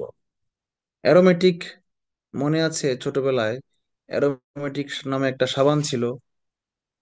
ছোটবেলায় সাবানের অ্যাডভার্টাইজ গুলো বিটিভিতে যে কি মনোযোগ দিয়ে দেখতাম, কি যে মজা লাগতো। কি একটা অ্যাডভার্টাইজ ছিল, এখানে একটা সুন্দর গান ছিল, স্বপ্ন লোকের সিঁড়ি, এটার মধ্যে অভিনয় করেছিল তিশা মেবি। আবার আরেকটা অ্যাডভার্টাইজ দেখে তো আমি কার উপর জানি ক্রাশ খাইলাম, নাম কি, মোনালিসা। হুম মোনালিসা। লিলি সাবানের একটা অ্যাডভার্টাইজ, নৌকার মধ্যে সে পদ্ম ফুল, লিলি ইংরেজি কি পদ্ম ফুল না? তো পদ্ম ফুলের স্যার মধ্যে, লিলি মানে শাপলা স্যার, আর পদ্ম লিলি ফুল মানে হচ্ছে স্যার শাপলা, লোটাস। লোটাস হচ্ছে পদ্ম। তো ওই যে লিলি সাবানের অ্যাডভার্টাইজ দেখতাম, যে ইয়া ওই মোনালিসা কি করতো, নৌকার মধ্যে একটা শাপলা ফুল তুলতো, পানির ছিটা দিত, তার গালের মধ্যে লাগতো, যেন সে সাবান দিয়ে যে ধুইতেছে মুখ, তার কাছে মনে হচ্ছে কেউ শাপলা ফুলের পানি ছিটাইতেছে তার মুখের মধ্যে। তারপর জেসমিন সাবানের দেখতাম। তারপর দীপা খন্দকার আইসা দিল, কি যেন, বেলি ফুলে কোমল পরশ, হৃদয় পাগল করা, ক্যামেলিয়া, সাদা সাবান, ক্যামেলিয়া, আহা। ক্যামেলিয়া সাবান ছিল। তো নতুন নতুন সাবানের নাম আসতো, অ্যাডভার্টাইজ আসতো, নতুন নতুন মডেল আসতো, নতুন নতুন ক্রাশ খাইতাম, মজাই লাগতো। টিভিতে অ্যাডভার্টাইজ আসতো, আর আমি আমার ব্র্যান্ড, সাবানের ব্র্যান্ড আমার চেঞ্জ হয়ে যেত, বুঝতে পারছেন? তবে সবচেয়ে বেশি দীর্ঘদিন আমি যে সাবান ইউজ করেছি তার নাম হচ্ছে আইসকুল। যখন সায়েন্স বুঝেছি তখন আইসকুল বাদ দিয়ে এখন স্যাভলন বা ডেটলে এসে ইয়ে হয়েছি, মানে স্টেবল হয়েছে আর কি, স্টেবিলিটি অর্জন করেছি সিলিকনের মতো। আইসকুল সাবানটা আমি অনেক বছর ইউজ করতাম। কেন? আইসকুল সাবানটা দেওয়ার পরে দীর্ঘ সময় মানে একটু ঠান্ডা ঠান্ডা লাগতো। গরমের দিন আইসকুল সাবানের কোনো বিকল্প ছিল না, বুঝছেন? এটা তো পরে জানলাম যে এটার মধ্যে দেওয়া থাকে আসলে মেন্থল, আর কিছুই না। মেন্থল দেওয়া থাকে এই জন্য ঠান্ডা ঠান্ডা লাগে, আর এটা স্কিনের জন্য সবসময় তো ভালো নাও হইতে পারে। তার চেয়ে মেডিকেটেড সোপ ভালো। এখন আমি ইউজ করি ট্রাইটেক্স বার। একটু দামি, অনেক বেশি দামি, 600-700 টাকা দাম। ট্রাইটেক্স বার হচ্ছে এটা মেডিকেটেড সোপ। আর শ্যাম্পু ইউজ করি ডেনসেল বা কিটোকোনাজল গ্রুপের মেডিকেটেড শ্যাম্পু ইউজ করি এখন। আর ওই যে সানসিল্ক, আমি সব সারা জীবন ইউজ করতাম হেড এন্ড শোল্ডার, কিন্তু জানার পরে একটু সায়েন্স বোঝার পরে এখন ইউজ করি, সব সারা জীবন ইউজ করছি আমি কিটোকোনাজল গ্রুপের শ্যাম্পু। কিটোকোনাজল হচ্ছে ওষুধ গ্রুপের নাম, এটা অনেক নামে পাওয়া যায় বাজারে, কিটোজল নামে পাওয়া যায়। তারপর ডেনসেলটা সবচেয়ে কমন আর কি, সিলেট প্লাস নামে পাওয়া যায়। আপনারা যারা শ্যাম্পু ইউজ করেন, সাবানের ব্যাপারে তো সিরিয়াস না হলেও শ্যাম্পুর ব্যাপারে সিরিয়াস হন, কারণ চুল পড়ে যায় মানুষের। সাবানের জন্য মানুষের তেমন ক্ষতি হয় না, কিন্তু চুল কিন্তু পড়ে যায় নর্মাল শ্যাম্পু ইউজ করলে। কিটোকোনাজল শ্যাম্পু ইউজ করবেন, মাথায় খুশকি হবে না। খুশকি হচ্ছে মানুষের চুল পড়ে যাওয়ার জন্য প্রধান কারণ, একমাত্র কারণ না, প্রধান কারণ। আর যেগুলো হরমোনাল বা জেনেটিক কারণে চুল পড়ে যায়, সেটার উপর আপনার কোনো কন্ট্রোল নাই, আপনি চেঞ্জ করতে পারবেন না। কিন্তু যেটা চেঞ্জ করতে পারবেন, যে ব্যাকটেরিয়া গ্রো করে আপনার চুলে খুশকি হয়, সেই খুশকি আপনার চুল ফেলে দেয়, এটা হচ্ছে অনাকাঙ্ক্ষিত, মানে বয়স যে সময় পড়ার কথা নর্মালি তার আগে পড়ে যাচ্ছে। এই জন্য যারাই শ্যাম্পু ইউজ করেন অবশ্যই কিটোকোনাজল, ডেনসেল বা সিলেট প্লাস ইউজ করবেন। তো এই অ্যারোমেটিক শব্দটা এসেছে অ্যারোমা থেকে। অ্যারোমা শব্দের অর্থ হচ্ছে সুঘ্রাণ। তো আগের যুগে বিজ্ঞানীরা যখন প্রথম দিকে 1600-1500 শতাব্দীর দিকে দেখলো যে যেসব যৌগ অ্যারোমেটিক, চাকরিক বন্ধন কার্বনের, সে সবগুলা যৌগ থেকে মজার মজার গন্ধ বেরোয়। এই জন্য তারা নাম দিয়েছে অ্যারোমেটিক। নামটা সাইক্লিক হইতে পারতো, চক্র ইংরেজি সাইকেল, বাট তারা সাইক্লিক না দিয়ে অ্যারোমেটিক নামটা কেন দিয়েছে? কারণ ম্যাক্সিমাম সাইক্লিক যৌগতে দেখা গেল কি, যে স্মেলটা থাকে খুব সুন্দর, এই জন্য তারা নাম দিয়েছে অ্যারোমেটিক। আচ্ছা, এবার আমরা দেখি অ্যালিফেটিক। অ্যালিফেটিক যৌগকে সাধারণভাবে তিন ভাগে ভাগ করা যায়। কি কি? অ্যালকেন, কয় একার কে, অ্যালকিন, কয় রস্যইকার কি, অ্যালকাইন, কয় একার কার রস্যই। বাকিটুকু কিন্তু সেম। তো অ্যালকেন, অ্যালকিন, অ্যালকাইনের মানেটা কি? যখন কার্বন কার্বন এক এক বন্ধন থাকে, হুম, একক বন্ধন থাকে, তখন তাকে বলা হয় অ্যালকেন। আর যখন দ্বিবন্ধন থাকে তখন তাকে বলা হয় অ্যালকিন। আর যখন ত্রিবন্ধন থাকে তখন তাকে বলা হয় অ্যালকাইন। একটা উদাহরণ দিই, যেমন মিথেন, CH4, একটা কার্বন চারটা হাইড্রোজেনকে ধরে রাখছে। মনে রাখবেন কার্বনের যোজনী হচ্ছে সবসময় 4, পরিবর্তন হবে না। তাহলে এখন যখন আপনি CH4টাকে আঁকবেন, তখন দেখবেন মাঝখানে সি, চারদিকে চারটা হাত হাইড্রোজেনকে ধরে আছে। এটা হচ্ছে CH4। খাতায় লিখে ফেলেন, আমি মুছে দিব এখনই। CH4। আবার এখানে কিন্তু কার্বন কার্বন বন্ধন উৎপন্ন হয় নাই, ক্যাটিনেশন হয় নাই। কিন্তু আমি যখন কার্বনের সাথে কার্বনকে আরেকটা একক বন্ধন দিয়া সাপোজ আমি ইথেন বানাই ফেলি, এই কার্বনের সঙ্গে এই কার্বনের সঙ্গে যখন আমি আমি আরেকটা কার্বনকে বন্ধন করাই দিব, তখন কার্বনের তো যোজনী চারটা হাইড্রোজেন ছিল, তাহলে আর যোজনী কি এখন পাঁচটা করে হবে? চারটা হাইড্রোজেন দিলে পাঁচটা হাত হয়ে যাবে না? যোজনী চারটাই থাকবে, মানে কার্বনের হাত চারটাই থাকবে। এই জন্য কি করতে হবে? তিনটা করে হাইড্রোজেন দিতে হবে। প্রত্যেকটা কার্বনে তিনটা করে হাইড্রোজেন দিতে হবে। এই হচ্ছে গাঠনিক সংকেত। আণবিক স্থূল সংকেত, আণবিক সংকেত, গাঠনিক সংকেত। এই যে এখন আমি পরে যেটা আঁকলাম সেটা হচ্ছে ইথেন। কারণ কি, দুইটা কার্বন আছে, দুইটা কার্বন থাকলে সেটাকে ইথ বলা হয়, তিনটা কার্বন থাকলে প্রপ বলা হয়, চারটা কার্বন থাকলে বিউট বলা হয়, এরকম নাম আছে, বুঝতে পারছেন? তো এখন আমরা দেখলাম যে ইথেন আঁকলাম, একটা দুইটা কার্বনের মধ্যে আছে কি বন্ধন? এই একটা একক বন্ধন আছে, এই জন্য এটার নাম ইথেন হয়েছে। তো যখনই আমি দুইটা কার্বনকে দ্বিবন্ধন দিয়ে যুক্ত করে দিব, তখন সেটা অ্যালকেন না হয়ে অ্যালকিন হয়ে যাবে। অ্যালকিন হয়ে যাবে। এবং তখন সেটার নাম ইথেন না হয়ে ইথিন হয়ে যাবে। অ্যালকিনের মধ্যে কয় রস্বইকার কি আছে না, এই জন্য অ্যালকিনের সবগুলা যৌগের নামের মধ্যে রস্বইকার থাকে, যেমন ইথিন, প্রোপিন, হ্যাঁ, বিউটিন, এরকম পেন্টিন, এরকম রস্বইকার থাকবে। যেটাতে আগে ছিল প্রোপেন, পয়কার পে, এখন হয়ে গেছে প্রোপিন। আবার এই একই জিনিস ত্রিবন্ধন থাকলে হয়ে যাবে প্রোপাইন। এই দেখেন প্রোপাইন, দেখছেন আইন। এই অ্যালকাইন, সরার রস্বই আই, এই এই অ্যালকাইনের আইটা প্রোপাইনের পায়ের মধ্যে চলে আসছে, বুঝতে পেরেছেন? এখন প্রোপিনটাকে যদি আমি একটু আঁকি, তাহলে কেমন দেখা যাবে? কার্বন কার্বন দ্বিবন্ধন থাকতে হবে।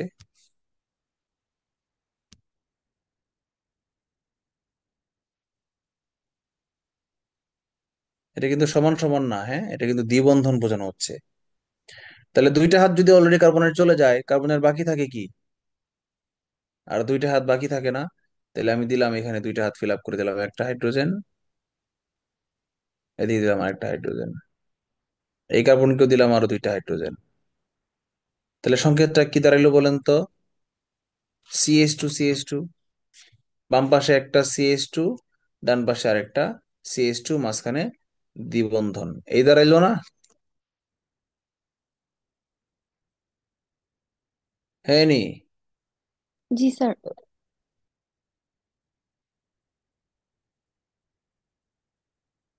কথা কও না কেন? কথা কও না কেন? তুমি কি রাগ করেছো? তুমি কি ভালোবাসছো? আমাদের একজন হুজুর স্যার ছিল, যিনি আমাদের আরবি পড়াইতো, মাওলানা স্যার।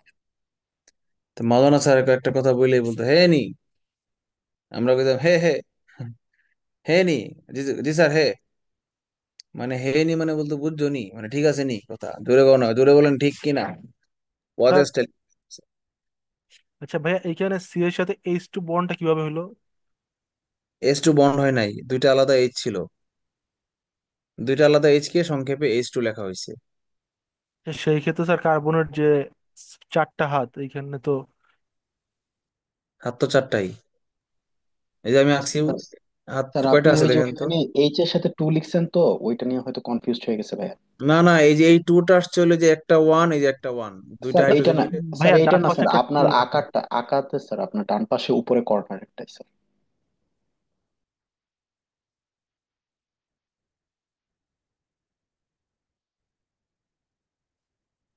ওহো, সরি সরি সরি সরি, আমি মিস্টেক করেছি এখানে, এটা মিস্টেক ছিল, ঠিক আছে। ওকে, অ্যালকাইনে একটা ত্রিবন্ধন থাকতে হবে। দেখেন এই যে ইথাইন, ইথাইনের মধ্যে দেখেন CH triple bond, CH triple bond, মানে ত্রিবন্ধন থাকতেই হবে একটা অ্যালকাইন হতে গেলে। কমপক্ষে একটা ত্রিবন্ধন থাকলেই সেটাকে অ্যালকাইন বলা হয়। ওকে, মিথেন নিয়ে আমরা একটু আলোচনা করি। মিথেন গ্যাস, আমরা যে সিলিন্ডারের মধ্যে গ্যাস ইউজ করি, সেখানে কি থাকে অ্যাকচুয়ালি? বিউটেন থাকে। আবার আমাদের যে ইয়েতে গ্যাস আসে, লাইনের মাধ্যমে গ্যাস আসে, সেটাতে কি থাকে? মিথেন থাকে। মানে আমাদের মাটির নিচে যেগুলো আসে সেগুলো মিথেন। আবার আমরা যে বায়োগ্যাস প্ল্যান্ট, বাড়ির মধ্যে গ্রামে গ্রামে গঞ্জে বাড়িতে বায়োগ্যাস বানাচ্ছি, সেখানে কি থাকে? সেখানেও মিথেনই থাকে। তা আমরা একটু রিডিং পড়ি কি বলেছে। বদ্ধ জলাভূমিতে গাছপালা পচনের ফলে মিথেন উৎপন্ন হয়। শুধু গাছপালা না, গোবর, এমনকি পশু পাখির বিষ্ঠা থেকেও মিথেন গ্যাস উৎপন্ন হয়। এই গ্যাসটি মার্শ গ্যাস নামেও পরিচিত। জলাভূমিতে যে মিথেন উৎপন্ন হয়, তার সাথে প্রাণীদেহের বিয়োজনের ফলে উৎপন্ন দাহ্য ফসফিন এবং ডাইফসফরাস টেট্রাহাইড্রেট মিশে থাকে। ডাইফসফরাস টেট্রাহাইড্রেট বায়ুতে দহনের ফলে যে তাপ উৎপন্ন হয়, তার কারণেই মিথেন যখন জ্বলে তখন নীলাভ শিখায় জ্বলে। আপনারা খেয়াল করেছেন কিনা যে আপনাদের গ্যাসের চুলা জ্বালাইলে হালকা নীলচে নীলচে কালার থাকে আগুনটা, কিন্তু কাঠ কয়লা, কয়লা দিয়ে যে আগুন হয় সেটা নীলচে থাকে না, সেটা লাল থাকে কেন? কারণ এই যে ডাইফসফরাস টেট্রাহাইড্রেটের কারণে নীল হয়ে যায়, বুঝতে পেরেছে? এই বিচরণশীল আলোকের শিখাই হলো আলেয়া। আলেয়া মানে হচ্ছে প্রহেলিকা, উইল ও দ্য উইস্প, ঠিক আছে? আলেয়া কোনো ভৌতিক ঘটনা নয়, এটি একটি স্বাভাবিক প্রাকৃতিক ঘটনা। আলেয়া দেখেছেন কেউ? আমি দেখিনি যদিও। আমি একদিন দেখছি শয়তানে দৌড় দিছে, কিন্তু আলেয়া দেখিনি। আমি যখন ক্লাস 7-8 মনে হয় যখন পড়ি, তো তখন সায়েন্স বই আমি দেখলাম যে আলেয়া কি, যে ওখানে এভাবে লেখা ছিল যে সন্ধ্যার সময় গ্রামেগঞ্জে গেলে সন্ধ্যার আগ মুহূর্তে অথবা ঠিক সন্ধ্যায় দেখা যায় যে মাঠের মধ্যে জ্বলন্ত আগুন দৌড়াচ্ছে, এটাকে আলেয়া বলা হয়। তো এটা পড়ে আমি প্রচন্ড খুব শিহরিত হইলাম যে এটা আমার দেখার খুব শখ। এটা ভূত প্রেত কিছুই না, এটা জাস্ট মিথেন গ্যাস। কিন্তু মিথেন গ্যাস এরকম জ্বলে গেছে কথা নাই বার্তা নাই মাঠের মধ্যে, এটা তো আমি দেখি নাই কখনো। তখন আমি আমি ছোটবেলা থেকে খুব ইনকিউজিটিভ ছিলাম, আব্বুকে খালি প্রশ্ন করতাম। আর আব্বু খুব এগুলো মজা পাইতো উত্তর দিতে এবং আমাকে শিখাইতো। My father was my best teacher. আমার বেসিক ভালো তার পিছনে ক্রেডিট হচ্ছে অনলি আমার বাবার। আমি কোনো ভালো টিচার আসলে ইয়া করা উচিত না। আমার অনার্স লাইফে কয়েকজন টিচার পেয়েছি, এক্সেলেন্ট টিচার ছিলেন। বাট আমাদের স্কুল কলেজ লাইফে খুব ভালো টিচার পাইনি, যারা একদম বেসিক থেকে মূল ঘটনা ব্যাখ্যা করে পড়াইতে পারে, এরকম টিচার আমি পাইনি আর কি। সবাই সেই গদবাদা A for apple B for ball পড়ায় যাচ্ছে। তো আব্বুরে বললাম যে আব্বু আলেয়া দেখতে হবে, আলেয়া দেখাবেন। কিরকম? তো ট্রেনে তখন ওই ক্লাসের ফাইনাল পরীক্ষা যখন দিয়ে দিলাম, শীতকাল মনে আছে, তখন নভেম্বর ডিসেম্বরের দিকে পরীক্ষা হইতো। পরীক্ষা দিয়ে ট্রেনে আসতেছি, সন্ধ্যা হয়ে গেছে। খালি দূরে তাকায় থাকি আমি। ওই শীতকালে দেখবেন, শীত সন্ধ্যার আগ মুহূর্তে দূরের যে গ্রামের বাড়িগুলো, এগুলোর চারদিকে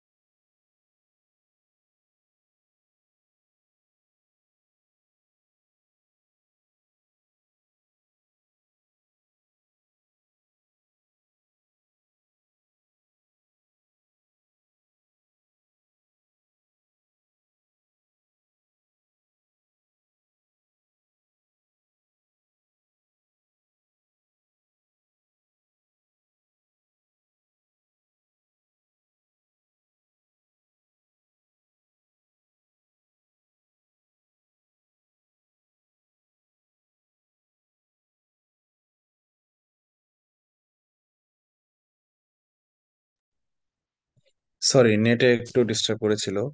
কোন পর্যন্ত শোনা গেছিল? স্যার স্যার শীতকালে। গ্রামে, শীতকালে গ্রামের বাড়ি স্যার। হ্যাঁ, জি স্যার। গ্রামের বাড়িতে তো ট্রেনে যাচ্ছিলাম, তখন আব্বুকে জিজ্ঞেস করলাম, আব্বু আলিয়া কি, আলিয়া দেখান। তখন বলছে আচ্ছা দেখাবো, অসুবিধা নেই। তো ট্রেনে যাওয়ার সময় আমি এই যে খেয়াল করলাম যে দূরের গ্রামের মাঝখান বরাবর কিছু ধোঁয়ার মতো লেয়ার আর উপরে উঠতেছে না, নিচেও নামতেছে না, একদম স্ট্যান্ড বাই আছে। আমাকে স্পটলাইট করে দেন আমল। তো আহ, আমি জিজ্ঞেস করলাম, আব্বু এগুলা কি? বলে এগুলা কুয়াশা।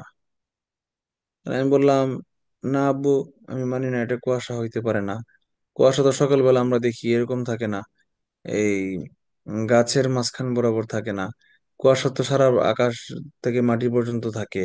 আর কুয়াশা তো কন্টিনিউয়াস নিচে পড়ে যায় মাটিতে। এই গাছের অর্ধেক বরাবর লেয়ার বরাবর এরকম আছে কেন? তখন আম্মু বলতেছে এগুলা রান্নার ধোঁয়া।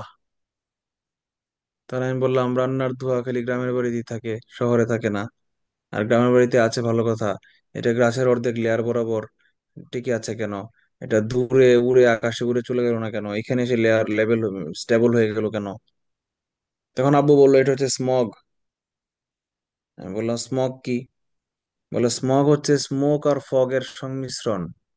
বলে একটু একটু কুয়াশা পড়তেছে, আর ছিল ধোঁয়া। এই ধোঁয়ার সঙ্গে কুয়াশা মলিকুল গুলা মিক্স হয়ে এটাকে স্মগ হয়ে গেছে। আমি বললাম তাহলে স্মগ ভালো কথা, তাহলে স্মগ উপরে উঠে যাচ্ছে না কেন, নিচে নেমে যাচ্ছে না কেন? তখন আব্বু বলল যে ধোঁয়া তো চাচ্ছিল উপরে উঠে যেতে, আবার কুয়াশা চাচ্ছিল নিচে নেমে যেতে। মানে স্মোক চাচ্ছিল উপরে উঠে যেতে, আর ফগ চাচ্ছিল নিচে নেমে যেতে। কিন্তু স্মোক আর ফগ যখন মিক্স হয়ে গেল, তখন তার তখন তার ঘনত্বটা বাতাসের সমান হয়ে গেল। এই জন্য সে উপরে উঠতে চাচ্ছে না, নিচেও নামতে চাচ্ছে না, স্টেবল হয়ে আছে। চমৎকার না আনসারটা? আমার আব্বু কিন্তু বিএসসি ইঞ্জিনিয়ার ছিলেন না, আমার আব্বু ছিলেন ডিপ্লোমা কৃষিবিদ।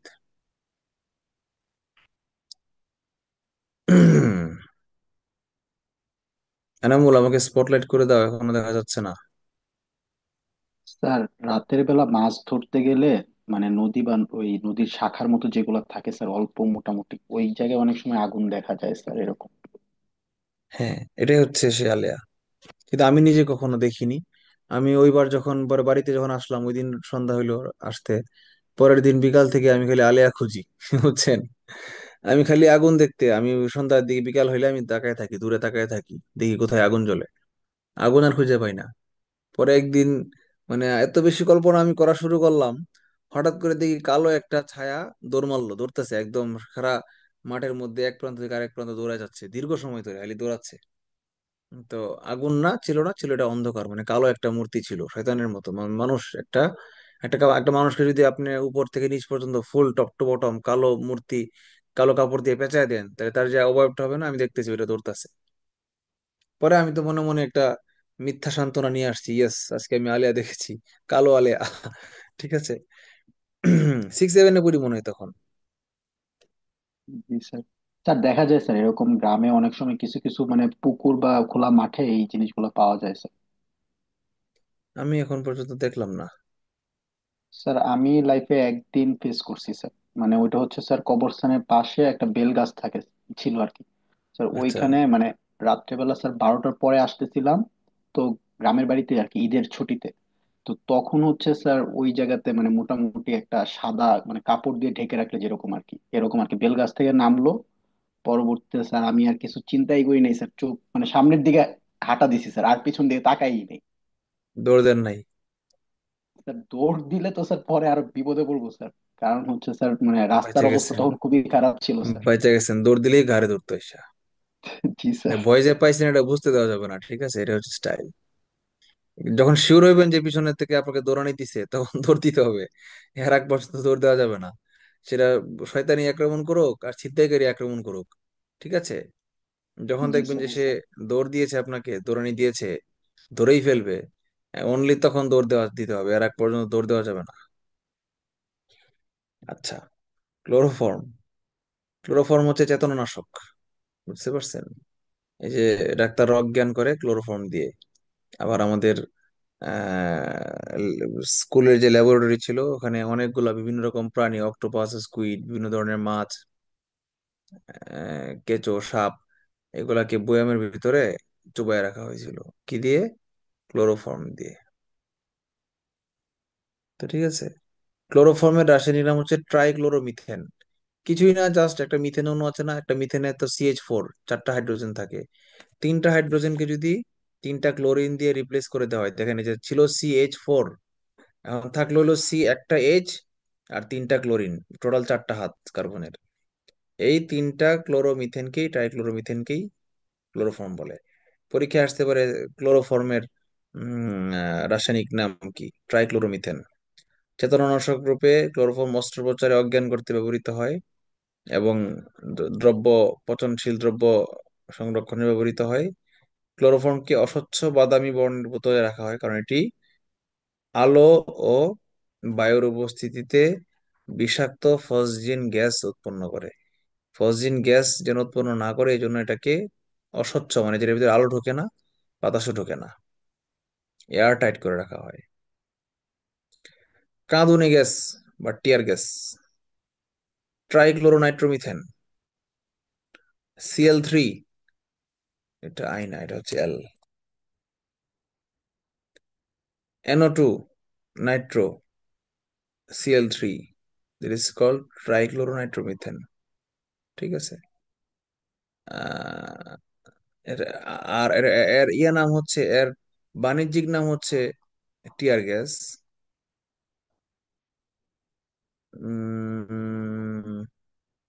কেমিক্যাল নমিনাল নেম হচ্ছে ক্লোরোপিক্রিন, ক্লোরোপিক্রিন। বাট এর একেবারে আইইউপ্যাক কেমিক্যাল নেম, আইইউপ্যাক বুঝেন, IUPAC নামে একটা প্রতিষ্ঠান আছে। এর মিনিং হচ্ছে ইন্টারন্যাশনাল ইউনিয়ন ফর,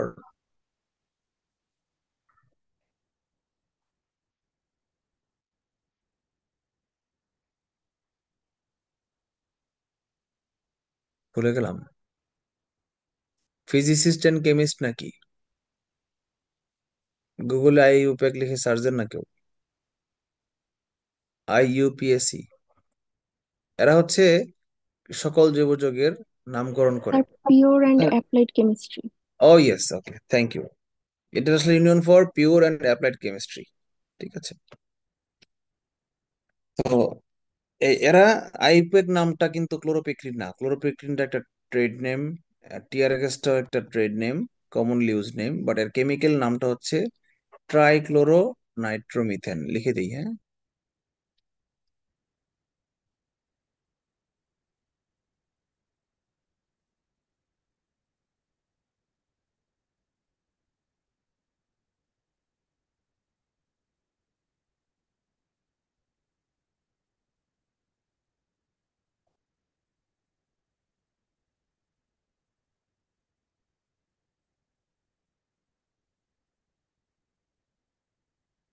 আচ্ছা, ক্লোরোফর্মের সাথে গাঢ় নাইট্রিক অ্যাসিডের বিক্রিয়ায় কাঁদুনি গ্যাস ইউজ হয়।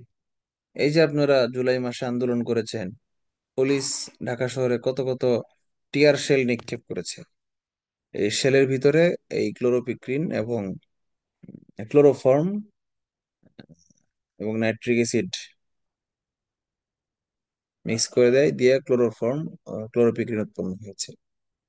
ক্লোরোফর্ম এবং CHCl হচ্ছে ক্লোরোফর্ম। এই ক্লোরোফর্মের সঙ্গে নাইট্রিক অ্যাসিড যদি মিলাই দেই তাহলে কি উৎপন্ন হবে, একটা সমান সমান চিহ্ন মিসিং আছে, কি উৎপন্ন হবে, CCl3NO2,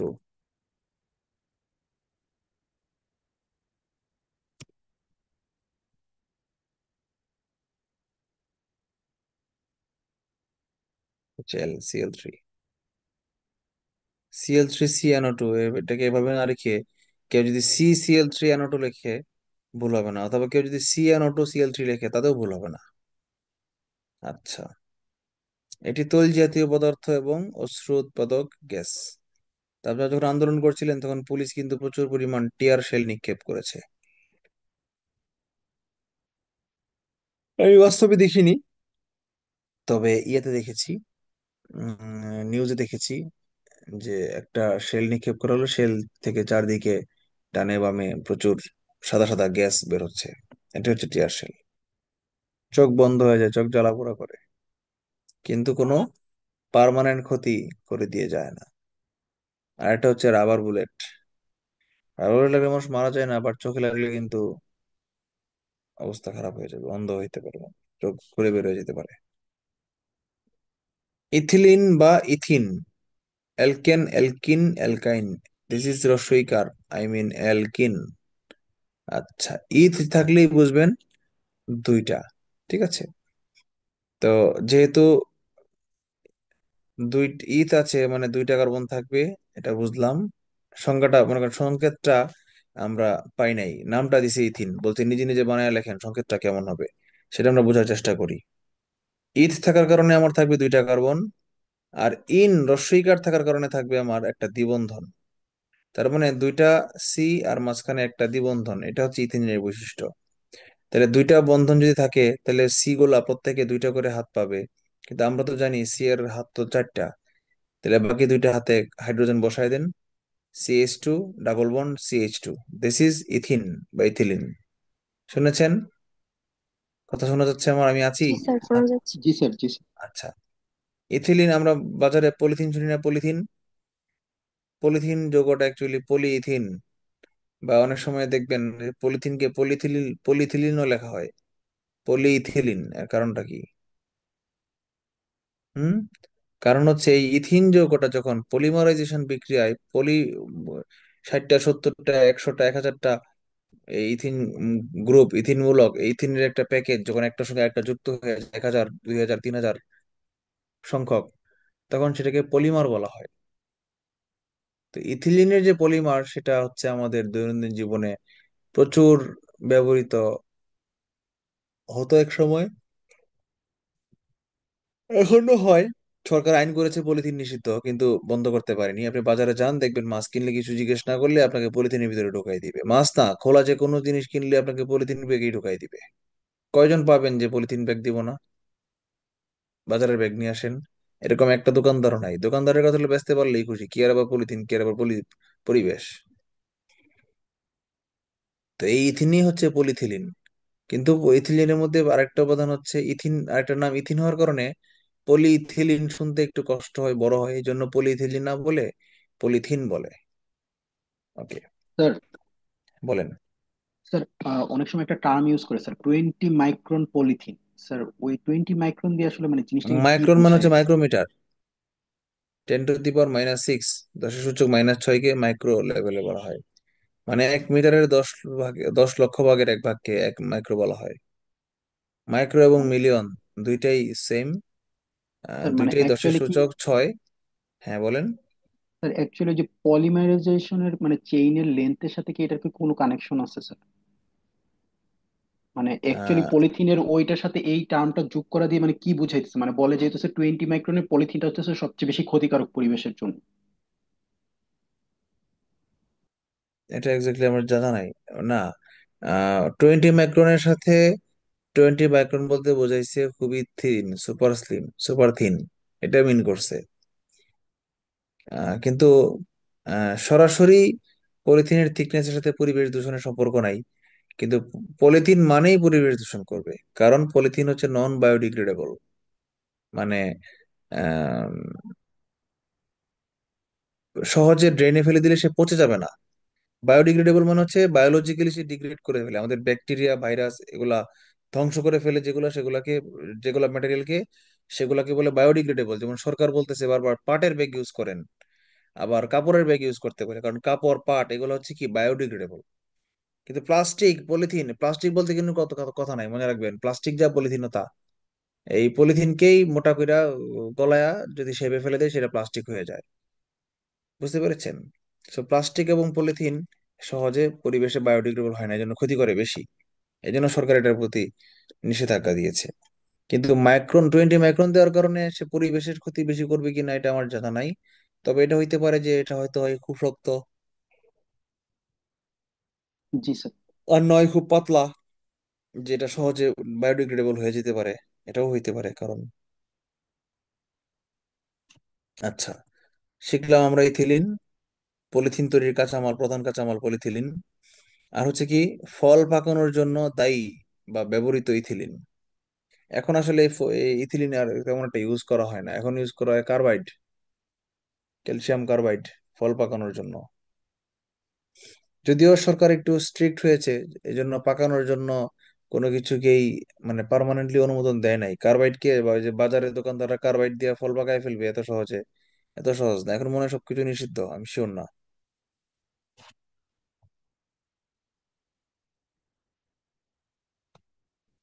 অ্যাসিটিলিন। অ্যাসিটিলিন হচ্ছে ট্রিপল বন্ড। অ্যাসিটিলিনে কার্বন কার্বন হাইড্রোকার্বনের কার্বন শিকলে পাশাপাশি দুটি, এই যে দেখেন বলেছে পাশাপাশি দুই কার্বন পরমাণু ত্রিবন্ধন দ্বারা যুক্ত থাকে। তো অ্যাসিটিলিন নাম শুনে বোঝা যাচ্ছে যে দুইটা থাকবে পরমাণু। আর ইলিন থেকে বোঝানো যাচ্ছে সেটা হবে ইথিন। তার মানে দুই কার্বন পরমাণু বিশিষ্ট ইথিনকেই অ্যাসিটিলিন বলা হয়। সরি, অ্যালকাইনকেই অ্যাসিটিলিন বলা হয়। তো এই অ্যাসিড শব্দটা এ সি ট, ড না কিন্তু, অ্যাসিড না কিন্তু, ট অ্যাসিড। এই অ্যাসিড শব্দটা সব জায়গাতেই উম, দুই কার্বনের প্রতিনিধিত্ব করে। মিথেন, ইথেন, যেরকম বলছিলাম, মিথেন মানে এক কার্বন, ইথেন মানে দুই কার্বন, তারপর প্রপেন মানে তিন কার্বন, বিউটেন মানে চার কার্বন, পেন্টেন মানে পাঁচ কার্বন, হেক্সেন মানে ছয় কার্বন, হ্যাপটেন মানে সাত কার্বন, অকটেন মানে আম, আট কার্বন। এরকম নামকরণ আছে। তো এই জন্য অ্যাসিটিলিনের নাম হচ্ছে দুই কার্বন। অ্যাসিটিলিন তো অ্যালকিন বা অ্যালকাইন গ্রুপের। এটা ছাড়াও অ্যাসিটিলিনের আরো কিছু, সরি অ্যাসিটিলিনের না, এই অ্যাসিড দিয়ে আরো কিছু নাম, গ্রুপের নাম থাকতে পারে। কেউ একজন বলেন দেখি, মনে করতে পারেন কিনা কেউ? ইথানল, ইথানল অ্যালকোহল, এটাকে কেউ স্যার অ্যাসিটানল বলে না, আমি শুনিনি।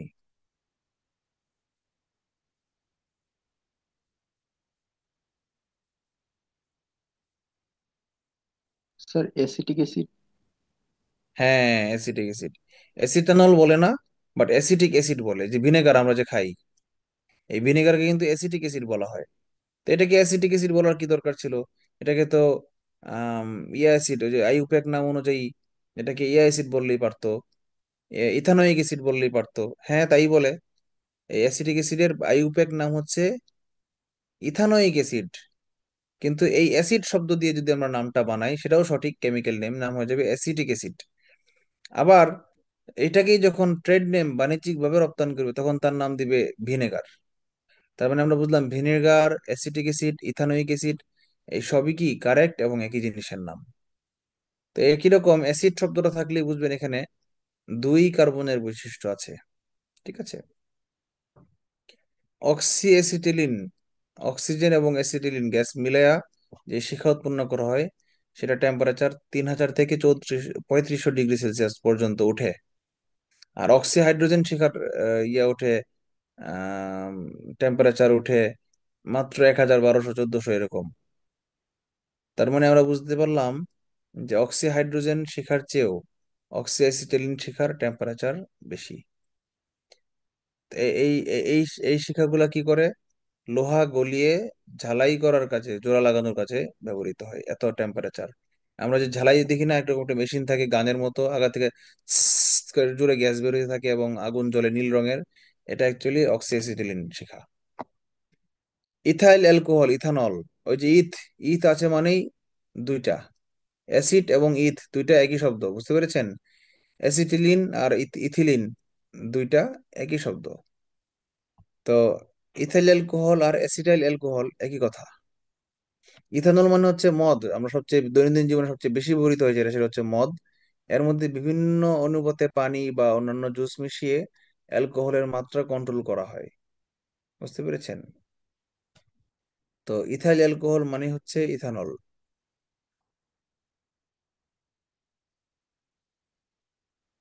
আচ্ছা, এই ইথানলকে মদ হিসেবে পানের অযোগ্য করার কারণে, করার উদ্দেশ্যে, জন্য মানে কারণে বা ফলাফলে না, জন্য মানে উদ্দেশ্যে কি করা হচ্ছে? এর সাথে মিথানল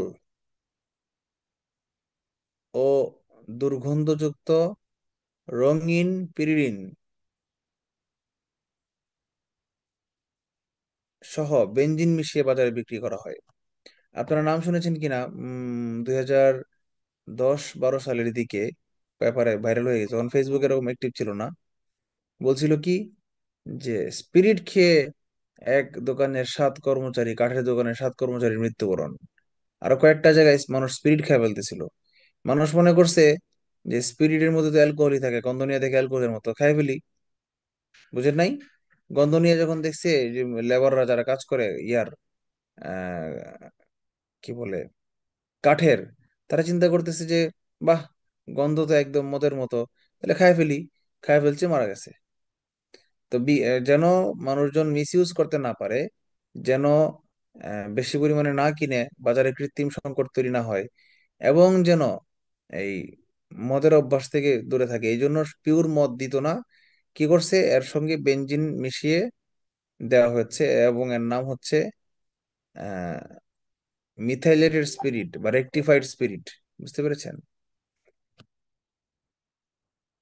অসেবনীয় অ্যালকোহল যেন খাইতে না পারে। আবার 95.6% ইথাইল অ্যালকোহল, ইথানল, এবং 4.5% পানির মিশ্রণকে একসঙ্গে রেকটিফাইড স্পিরিট বলে। তো অ্যালকোহলের সাথে পানির মিশ্রণ, এটা রেকটিফাইড হলো কিভাবে? ওই যে 95.6% ইথানল আছে এই জন্য, আর 4.5% হচ্ছে আপনারা নর্মাল পানি যেটাকে বলে আর কি, এটাকে রেকটিফাইড স্পিরিট বলে। রেকটিফাইড স্পিরিট বিভিন্ন প্রকার কোমল পানীয়, না সরি, হার্ড ড্রিঙ্কস, যেমন মদ যেটাকে বলে হুইস্কি, ব্রান্ডি, জিন, এগুলা প্রস্তুতিতে ব্যবহৃত হয় রেকটিফাইড স্পিরিট। এস্টার একটা জৈব যৌগের গ্রুপ। এস্টার, এই যে এস্টার কিন্তু নির্দিষ্ট কোনো যৌগ না। কিছু আহ, যৌগের লাস্টে বন্ড ওএইচ থাকে, এগুলোকে বলা হয় অ্যালকোহল। কোন কোন যৌগের লাস্টে বন্ড COOH থাকে, এগুলোকে বলে কার্বক্সিলিক অ্যাসিড। আর এস্টার হচ্ছে বন্ড COR থাকবে, সরি COR থাকবে, এটাকে বলা হয় এস্টার। যেমন দেখেন আমাদের এখানে যৌগটা নাম লিখে দেওয়া হচ্ছে RCOR। তো এখান থেকে যদি প্রথম আরটাকে বাদ দিয়ে দেই, তাহলে থাকবে কি COR। এটাই হচ্ছে একটা অরিজিনাল নাম, পারফেক্ট নাম। বুঝতে পেরেছেন? কার্বক্সিলিক অ্যাসিডের লাস্টের OH গ্রুপটা একটা অ্যালকক্সি দ্বারা প্রতিস্থাপিত হলে এটাকে এস্টার বলা হয়। অ্যালকক্সি মানে আর এবং অ্যালকেন এবং অক্সিজেনের সমন্বিত বৈশিষ্ট্য, আর এবং ও এর একটা সমন্বিত বৈশিষ্ট্য। এটা কোনো পূর্ণাঙ্গ পদার্থ না, এটা একটা যৌগমূলক, অস্থায়ীভাবে উৎপন্ন হয়, পরে আবার অন্য না কোনো যৌগের সঙ্গে মিশে যায়। এটাকে বলা হয় এস্টার। এস্টারের সংকেত হচ্ছে RCOR।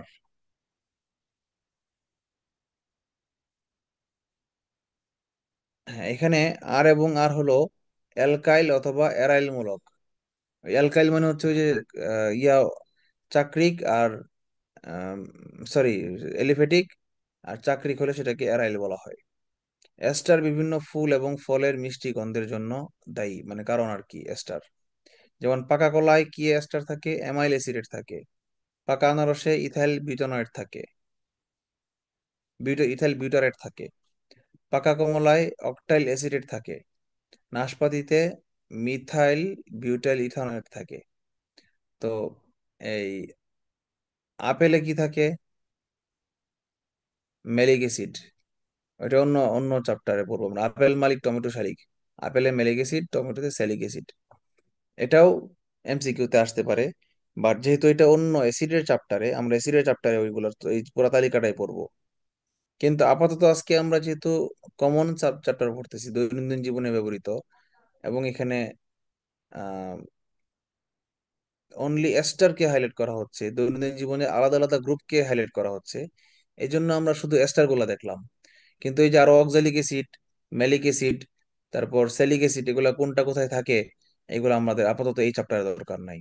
তাহলে আমরা শিখলাম পাকা কলায় থাকে অ্যামাইল অ্যাসিডেট, পাকা আনারসে থাকে ইথাইল বিউটারেট, পাকা কমলায় থাকে অকটাইল অ্যাসিডেট, আর নাশপাতিতে থাকে মিথাইল বিউটাইল ইথানয়েড। আপনারা চাইলে এই নামগুলো মুখস্থ করার জন্য স্ক্রিনশট নিতে পারেন, যদিও শীট আছে সবার কাছে। তো মুখস্থ করে ফেলবেন, একদম ঠাড়া মুখস্থ করে ফেলবেন, এগুলো পরীক্ষায় বেশি আসে। এগুলো এত অ্যানালিটিক্যাল না, বাট আসে পরীক্ষায়।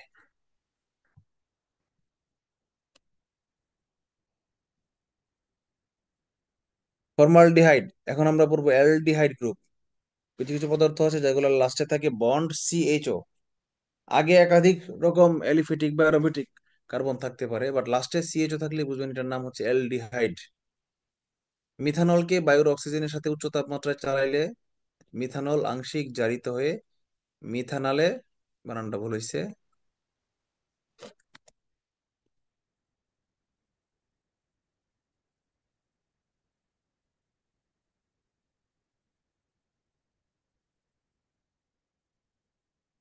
মিথানালে বা ফর্মালডিহাইডে পরিণত হয়। ওই যে একটা পর একটা কার্বন থাকলে সেটাকে ফর্ম বলা হয়, মানে যে মিথেন, যেটাকে মিথেনকে আপনি অন্য নাম নাই যদিও, আমি উদাহরণ দিচ্ছি। দুইটা কার্বন থাকলে সেটাকে শুরুতে অ্যাসিড লাগানো হয়, তিনটা থাকলে প্রপ লাগানো হয়। তাহলে এখন এই অ্যাসিটালডিহাইড আর ইথানল, ইথানল একই জিনিস, দুই রকম ভাবে প্রকাশ করা হয়। অ্যালডিহাইডকে লাস্টে অ্যালডিহাইডও থাকে, আবার লাস্টে নয়জোফোলা আকারও থাকে, নাল, নাল আকারেও থাকে। সুতরাং আহ, এই মিথানল, ইথানল, প্রোপানল যে নাম, ফর্মালডিহাইড, অ্যাসিটালডিহাইড, এগুলা একই রকম নাম। বুঝতে পেরেছেন? এই ফর্মালডিহাইডকে হলো এক কার্বন বিশিষ্ট অ্যালডিহাইড বলা হয়, আর দুই কার্বন বিশিষ্ট অ্যালডিহাইডকে বলা হবে অ্যাসিটালডিহাইড। বুঝতে পেরেছেন?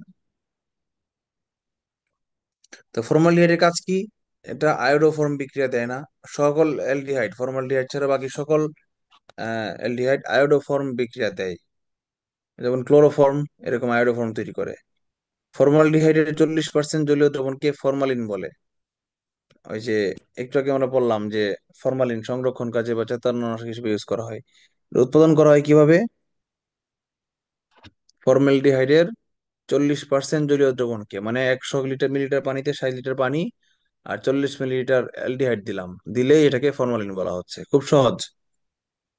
ইয়া থেকে, কেমিস্ট্রি কেমিক্যালের দোকান থেকে 60 ফোঁটা ফর্মালডিহাইড নিয়ে আসবেন, আয়না 40 মিলিলিটার পানি দিবেন, দিয়ে এটার সাথে ওই ফর্মালডিহাইডটা মিক্স করে ফেলবেন, তাহলে সে ফরমালিন উৎপন্ন হয়ে যাবে। এর একটি কার্বকরী জীবাণুনাশক, এবং এটি জীবদেহের সংরক্ষণ ও পচন নিবারক যন্ত্র হিসেবে কাজ করে ফর্মালডিহাইড। হ্যালো ফর্ম বিক্রিয়া। হ্যালো ফর্ম আছে নাকি ব্যাটসম্যানের? এই হ্যালো সেই হ্যালো না, এই হ্যালো হচ্ছে হ্যালোজেনের হ্যালো। হ্যালো ফর্ম বিক্রিয়া, যে বিক্রিয়ায় হ্যালোজেন উৎপন্ন হয় সেটাকে হ্যালো ফর্ম বিক্রিয়া বলে। কস্টিক সোডার উপস্থিতিতে হ্যালোজেন মৌল যেগুলো আছে, যেমন ক্লোরিন, ব্রোমিন, আয়োডিন, এবং এরা সিএইচ3 ডাবল মূলক বিশিষ্ট। সিএইচ3 ডাবল মানে বুঝছেন তো? একটা এইচ লাগাইলে কি হয়ে যাবে? সিএইচ3 ডাবল এইচ হয়ে যাবে, মানে অ্যাসিটিক অ্যাসিড হয়ে যাবে। সিএইচ3 ডাবল হচ্ছে অ্যাসিডের, কার্বক্সিলিক অ্যাসিডের প্রতীকের মধ্যে, মানে রাসায়নিক নামের মধ্যে স্যার প্রথম এসিটাইল মূলক বলে এটাকে। প্রথম ধাপ, প্রথম ধাপ, হ্যাঁ, সিএইচ3 ডাবল অ্যাসিটাইল মূলক। এর সঙ্গে যদি কার্বনিল যৌগ, কার্বনিল যৌগ মানে হচ্ছে ethyl alcohol, acetaldehyde, acetone. Acetone লাস্টে, আগে দুইটা আপনারা চিনেন, ইথাইল অ্যালকোহল মানে ইথানল, মানে যেটাকে আমরা ওই যে মদ বলতে বুঝি, বা অ্যাসিটালডিহাইড তো বললাম, কিন্তু অ্যাসিটোন নামটা আপনারা শুনেন নাই। অ্যাসিটোন হচ্ছে লাস্টে যখন টোন থাকবে বা ওন থাকবে তখন বুঝবেন সেটাকে বলা হচ্ছে কিটোন। আমি কয়েকদিন আগে একটা লাইভ করেছিলাম, দেখেছেন কিনা, যে আপনারা যারা ডায়েট করেন, এক্সট্রিম ডায়েট, কিটো ডায়েট করেন, দয়া করে করবেন না। কিটো ডায়েট করলে বডিতে কিটোন উৎপন্ন হয় এবং এটা আপনার কিডনির ক্ষতি করে। তো এই অ্যাসিটন হচ্ছে কিটোন, বুঝতে পেরেছেন? দুই কার্বন বিশিষ্ট কিটোন। এটাকে অ্যাসিটাইল মূলক বলা হয়, কারণ কি? কারণ দুইটা কার্বন আছে। অ্যাসিড শব্দটা থাকে দুই কার্বন বিশিষ্ট পদার্থে। এর সাথে যদি হ্যালোজেনের উপস্থিতিতে যদি কস্টিক সোডা এই বিক্রিয়া করে, কস্টিক সোডা মানে সোডিয়াম হাইড্রোক্সাইড এবং এই অ্যাসিটাইল গ্রুপের যে কোনো যৌগ, ইথাইল অ্যালকোহল, অ্যাসিটালডিহাইড, যদি বিক্রিয়া করে তাহলে হ্যালো ফর্ম উৎপন্ন হয়। হ্যালো ফর্ম মানে কি? হ্যালোজেনের ফর্ম, মানে যেমন ক্লোরোফর্ম, ক্লোরিন থেকে ক্লোরোফর্ম, ব্রোমিন থেকে ব্রোমোফর্ম, আয়োডিন থেকে আয়োডোফর্ম ইত্যাদি। এই অ্যাসিটন মূলক থাকে না বলে মিথাইল অ্যালকোহল এবং ফর্মালডিহাইড এগুলা হ্যালো ফর্ম বিক্রিয়া দেয় না। এদেরকে মধ্যে সিএইচটি ডাবল মূলক থাকে না কেন? কারণ এখানে কার্বন আছে হলো একটা, নাম দিয়েছে কি মিথেল অ্যালকোহল, মানে কি সকল একক বন্ধন, এখানে কোনো দ্বিবন্ধন ত্রিবন্ধন থাকবে না, এবং হচ্ছে এই normal plain methyl alcohol, methanol বোঝানো হচ্ছে। আর ফর্মালডিহাইড হচ্ছে ওই যে সে কার্বনিল যৌগ বলেছিলাম না, কার্বনিল যৌগ, সেটা হচ্ছে এটা। তো HCHO আর CH2OH, তো এখানে এই ফর্মালডিহাইড এবং এই মিথাইল অ্যালকোহল দুইটার মধ্যে একটা কমন বৈশিষ্ট্য হচ্ছে কার্বন সংখ্যা হচ্ছে এক, কারণ ফর্ম মানে এক, যেমন ফর্মালডিহাইড শুধু না, এই অ্যালকোহলের মধ্যেও নাম আছে কিন্তু, আবার অ্যাসিডের মধ্যেও নাম আছে কিন্তু, যেমন ফর্মিক অ্যাসিড পিঁপড়া কামড়ে থাকে, ফর্মিক অ্যাসিড মানে ফর্ম আছে, মানে কি একটা কার্বন। ফর্মালডিহাইড মানে কি একটা কার্বন। তো এই এই একটা করে মিথাইল মিথানল এবং একটা করে অ্যালডিহাইড আছে বলেই এরা হ্যালোফর্ম বিক্রিয়া দেয় না।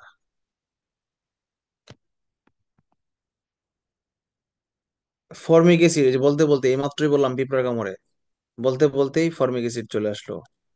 পিঁপড়া কামড়ের সময় পিঁপড়া লালার সাথে মিথানোয়িক অ্যাসিড নিঃসৃত হয়, তাই পিঁপড়া কামড়ে প্রচন্ড যন্ত্রণা হয়। ল্যাটিন শব্দ হচ্ছে ফর্মিকা, তাই অ্যাসিডটির ঐতিহাসিক নাম হলো ফর্মিক অ্যাসিড। যে এখন বুঝতে পারছেন ফর্ম নামটা কোত্থেকে আসছে? ফর্ম নামটা আসছে এই ফর্মিকা থেকে বা পিঁপড়া থেকে। পিঁপড়ার ল্যাটিন নাম হচ্ছে ফর্মিকা।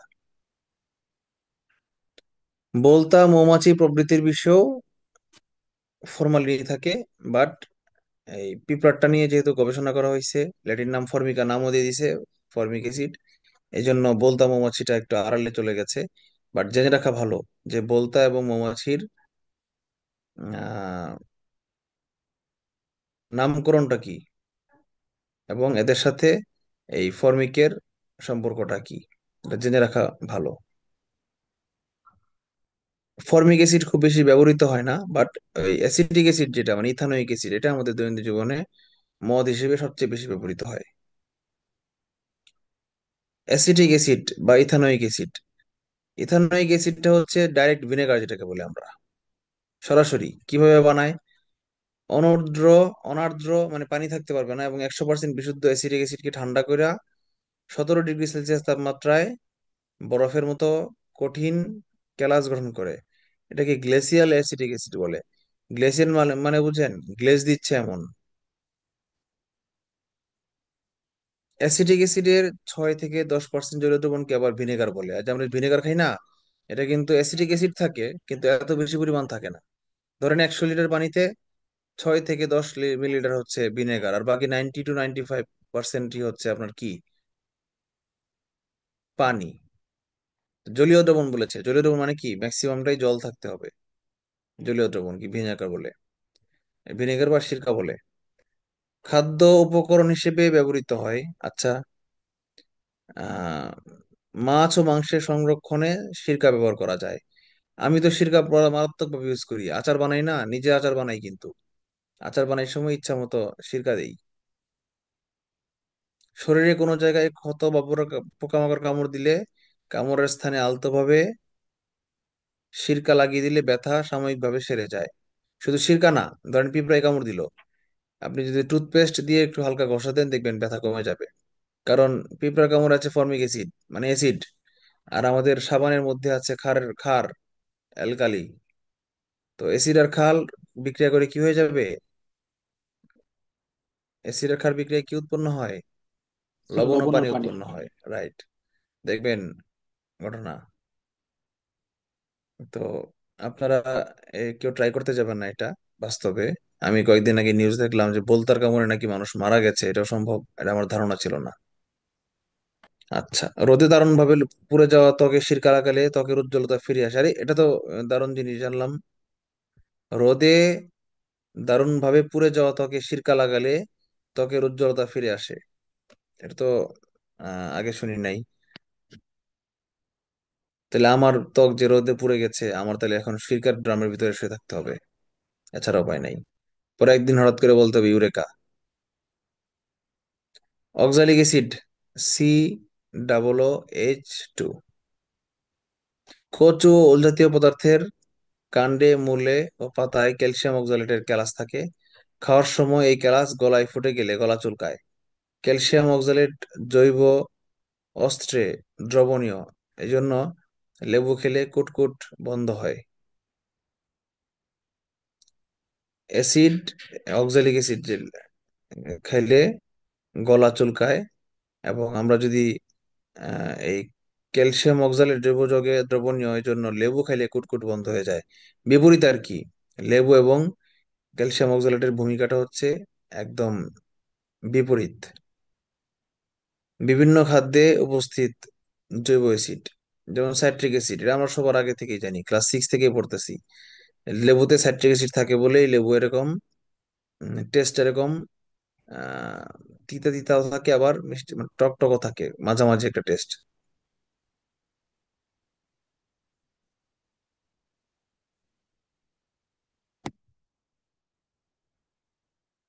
অ্যাসকর্বিক অ্যাসিড আমলকি এবং সাইট্রাস ফল। মেলিক অ্যাসিড, ওই যে বলেছিলাম আপেল মালিক টমেটো শালিক। হ্যাঁ, মেলিক অ্যাসিড হচ্ছে আপেল, কলা, জাম, আঙ্গুরে থাকে, টমেটোতে থাকে না। আমি একটা কলাম দিয়ে দিয়ে দিচ্ছি, টমেটোটা অন্য জায়গায় সরাই দিচ্ছি।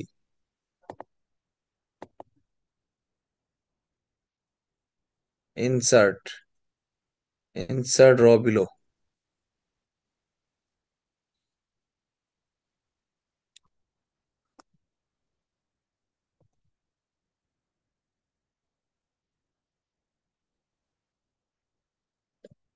অক্সালিক অ্যাসিড টমেটো, চা, গোলমরিচে থাকে। ল্যাকটিক অ্যাসিড দুধে থাকে। আপনারা দেখেছেন বাচ্চাদের কাপড় দুধের কোটটার নাম থাকে ল্যাকটোজেন, এর কারণ কি? ল্যাকটিক অ্যাসিড থেকে আসছে। ট্যানিক অ্যাসিড থাকে কোথায়? চায়। কফিতে কি থাকে? ক্যাফিট্যানিক অ্যাসিড।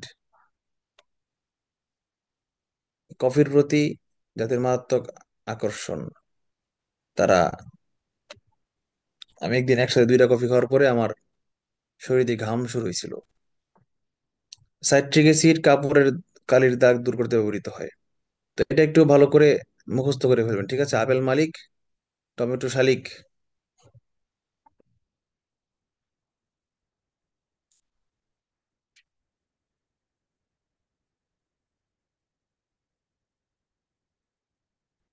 স্যালিক অ্যাসিড, শালিক মানে বানানটা শালিক না, স্যালিক। আমি মনে রাখার জন্য লিখি আপেল মালিক টমেটো শালিক। টমেটোটা এখান থেকে কেটে নিয়ে আসি।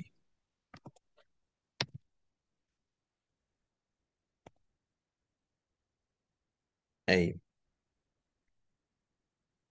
সাবান, সাবান হচ্ছে স্যার, উচ্চতর, বলেন। স্যার অক্সালিক অ্যাসিডেও টমেটো দিছে।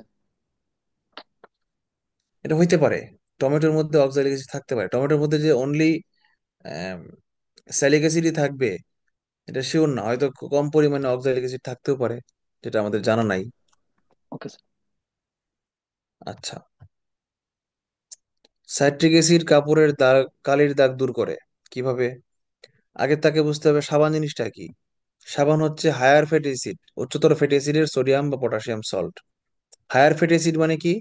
অনেক পরিমাণ সংখ্যা, কমপক্ষে 10টার বেশি, 12টা, 14, 15, 20টা, 30টা কার্বন বিশিষ্ট ফ্যাটি অ্যাসিডকে উচ্চতর ফ্যাটি অ্যাসিড বলা হয়। যেমন দেখেন, এই যে বিক্রিয়াটা দেওয়া হয়েছে এখানে, C17H35 COOH2। এটা এটা আপনি কি মনে করতেছেন? C17 মানে কি? 17টা কার্বন। এই 17টা কার্বন থাকার কারণে এটাকে বলা হচ্ছে উচ্চতর ফ্যাটি অ্যাসিড। উচ্চতর শব্দটার মিনিংই হচ্ছে এই কার্বনের সংখ্যা থাকবে 17, 18, 20, এগুলা এরকম। বুঝতে পেরেছেন?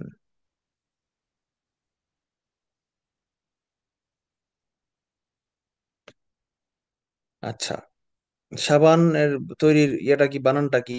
হায়ার ফ্যাটি অ্যাসিড কে সোডিয়াম হাইড্রোক্সাইড বা সোডিয়াম পটাশিয়াম কি, সোডিয়াম হাইড্রোক্সাইড হচ্ছে কস্টিক সোডা, আর পটাশিয়াম হাইড্রোক্সাইড হচ্ছে কস্টিক পটাশ।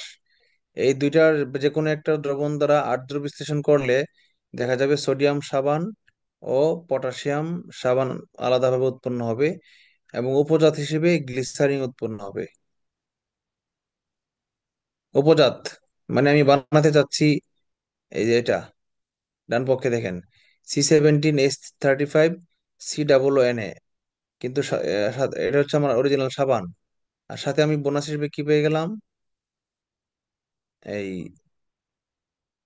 CH2OH এটা বসাইতে পারলাম, এবং এই CH2H নিচে CH2H মাঝখানে CHOH, এটার নাম হচ্ছে গ্লিসারল। গ্লিসারলকে আবার আমাদের বাণিজ্যিক নামে গ্লিসারিনও ডাকে। সুতরাং পরীক্ষায় সবচেয়ে বেশি যেটা আসে সেটা হচ্ছে সাবান তৈরি বিক্রিয়ায় আহ, ইয়া হিসেবে আমরা বাড়তি পরোক্ষভাবে কোন উপজাত হিসেবে উপজাত পেয়ে থাকি। তা সেখানে আনসার হবে গ্লিসারল বা গ্লিসারিন, যেটা বলেন সেটা, এই দুইটা একই নাম। তারপর বলছে তাছাড়া সাবান তৈরিতে ব্যবহৃত সোডিয়াম সিলিকেট যা সাবানকে শক্ত ভারী করে। সোডিয়াম সাবান পানিতে কম দ্রবীভূত, তাই এটি প্রধানত কাপড় ধোয়ার কাজে ব্যবহৃত হয়। অপরদিকে পটাশিয়াম সাবান পানিতে অতি দ্রবণীয়, তাই শ্যাম্পু ও শেভিং ক্রিম প্রস্তুতিতে পটাশিয়াম সাবান ব্যবহৃত হয়। একটু উল্টা বললো মনে হচ্ছে। গোসলের সময় না দ্রবীভূত সাবানটা বেশি দরকার, বুঝতে পেরেছেন? আর একটা জিনিস বলছে যে পানিতে কম দ্রবণীয় এই কারণে প্রধানত কাপড় ধোয়ার কাজে না। আরেকটা ফ্যাক্টর আছে, সেটা আরেকদিন অন্য ক্লাসে আমরা দেখাবো। আসলে সোডিয়াম পানিতে দ্রবীভূত কম হয়, এটা মূল বিষয়টা না। মূল বিষয়টা হচ্ছে কাপড় ধোয়ার সময় এখন আমরা সাবান আর ইউজ তেমন একটা করি না। আমরা কি ইউজ করি? ডিটারজেন্ট ইউজ করি। ডিটারজেন্টের মোড অফ অ্যাকশন আর এটার মোড অফ অ্যাকশন, উৎপাদনের বিক্রিয়া সম্পূর্ণ সব আলাদা আলাদা। ঠিক আছে? ডিটারজেন্ট হচ্ছে এক সাধারণ জিনিস, আমরা বুঝি কি পানিতে গুলাই দিলে তো গুলা যায়, পরে কাপড় দিলে তো ধোয়া হয়ে যায়, এত সহজ মনে করি ডিটারজেন্টকে। বাট যে ডিটারজেন্টের কেমিস্ট্রিটা বুঝবে সে বলবে এটা নিয়ে 4 বছরে অনার্স করলেও কমপ্লিট হবে না। অপরদিকে পটাশিয়াম সাবান পানিতে অধিক দ্রবণীয়, তাই শ্যাম্পু ও শেভিং ক্রিম পদ্ধতিতে প্রস্তুতিতে পটাশিয়াম সাবান ব্যবহৃত হয়। টুথপেস্ট, টুথপেস্টের রাসায়নিক উপাদান হচ্ছে চক।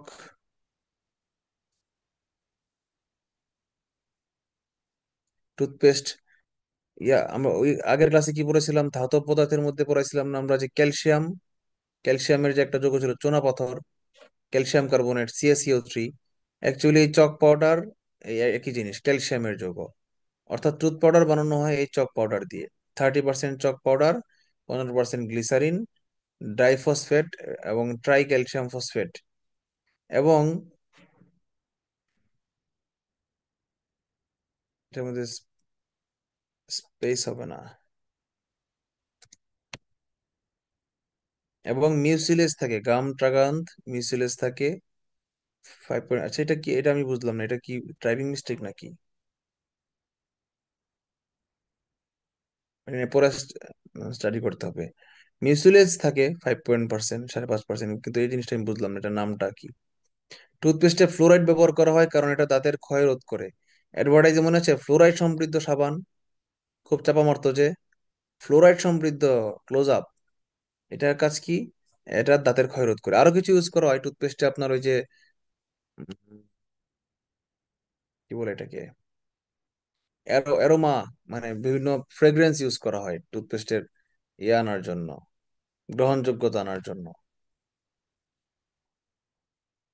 বেনজিন, বেনজিন হচ্ছে সবচেয়ে কমন অ্যারোমেটিক যৌগ, C6H6। দেখেন সংকেতটা দেখেন, C6H6 অ্যারোমেটিক।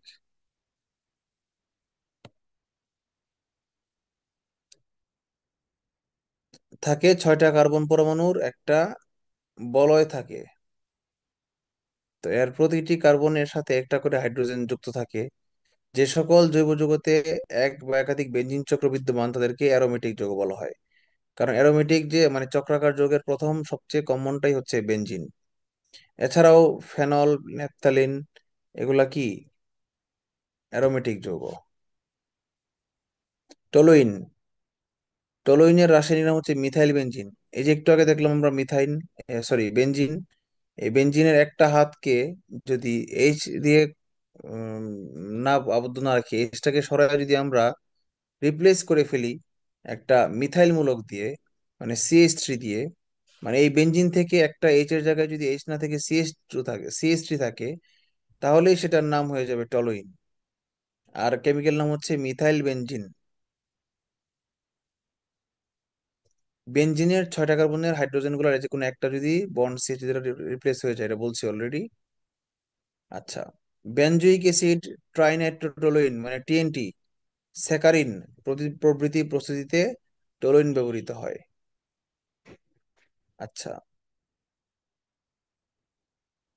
এই ট্রাইনাইট্রোটোলুইন টিএনটি এটা কিন্তু একটা মারাত্মক বিস্ফোরক। আমরা ডিনামাইট আবিষ্কার করছে না আলফ্রেড নোবেল, এই ডিনামাইট কিন্তু এই ট্রাইনাইট্রোটোলুইন দিয়ে সে কিন্তু প্রথমে প্র্যাকটিস করেছিল, চেষ্টা করেছিল আর কি। এরপরে তো উনি অন্য ইয়ে করলো। স্যাকারিন একটা মিষ্টি জাতীয় পদার্থ, এটা আপনারা শুনছেন কি? ছোটবেলা থেকে আম্মা বলতো যে বাজারের রাস্তায় বানানো শরবত খাবি না, কেন? কারণ এখানে স্যাকারিন দেয়। পরে বললাম, মা স্যাকারিন কি? বলছে স্যাকারিনের আপেক্ষিক মিষ্টতা 500, মানে মারাত্মক মিষ্টি এই স্যাকারিন, কিন্তু এটা মারাত্মক ক্ষতিকর। এই জন্য আম্মা ছোটবেলা থেকে খাইতে নিষেধ করতো। ডায়াবেটিস রোগীদের এটি খেতে দেওয়া হয়। স্যাকারিনের কোনো খাদ্য গুণ নাই কিন্তু পার্শ্ব পার্শ্ব প্রতিক্রিয়া আছে। ফেনল, এই বেনজিন থেকে যেমন একটা হাইড্রোজেনকে সিএস3 দ্বারা রিপ্লেস করলে উৎপন্ন হয় টলুইন, ঠিক একই রকম বেনজিনের মধ্যে একটা হাইড্রোজেনকে বন্ড ওয়েজ হাইড্রক্সিল মূলক দ্বারা প্রতিস্থাপন করলে সেটাকে যেটা বলা হয় ফেনল। এই গ্রুপের নামই ফেনল। বুঝতে পেরেছেন? ফেনলের মধ্যে যে অন্য যে 5টা কার্বন পরমাণু আছে, সেখানে আরো অন্য কোনো শাখা প্রশাখা বিস্তার করতেই পারে, নতুন কোনো যৌগ উৎপাদন করতেই পারে, কিন্তু যখন একটা ওয়েজ থাকবে তখন তার নাম হবে ফেনল। ফেনলের অপর নাম কার্বলিক অ্যাসিড, যেটা ওই যে আপনাদের ইয়া দূর করে, এই ঘরে রেখে দিলে সাপ আসে না। রাসায়নিক ধর্মের দিক থেকে ফেনল মৃদু অম্লধর্মী, মানে খুব ভেরি স্লাইট অ্যাসিডিক। ঔষধ শিল্পে স্যালিসাইলিক অ্যাসিড, বেদনানাশক অ্যাসপিরিন এগুলা তৈরির জন্য ফেনল ইউজ করা হয়। শক্তিশালী অ্যান্টিসেপটিক ডেটল পদ্ধতিতে ফেনল ব্যবহৃত হয়। জীবাণুনাশক রূপে যেমন প্রস্রাব পায়খানায় ফেনল বহুল ব্যবহৃত হয়। মানে এটা এক প্রকার আহ শক্তিশালী অ্যান্টিসেপটিক সে নিজেই। আর এই যে যেগুলো বলছে যে বেদনাশক অ্যাসপিরিন বা স্যালিসাইলিক অ্যাসিড, এগুলা হচ্ছে তার বিভিন্ন রাসায়নিক বিক্রিয়ার উপজাত। শেষ, টাইমও শেষ, 11:30 বাজে। টাইমও শেষ আমার, শীটও শেষ, পড়াও শেষ। পিডিএফ করে দিতে হবে, না দিতে হবে না, তেমন কিছু তো লিখিনি। পিডিএফ লাগবে বলেন তো? এই যে এইটুকুই লিখছি এই পৃষ্ঠাতে, আর কিছু লিখি নাই। স্যার আজকেটা না হলেও চলবে স্যার, আজকেরটা ওরকম জ্ঞান নাই স্যার। না হলেও চলবে। আচ্ছা, একটু আগে যেটা পড়ালাম সেটা পিডিএফ লাগবে। একটু আগে কোন চ্যাপ্টারটা পড়াইলাম?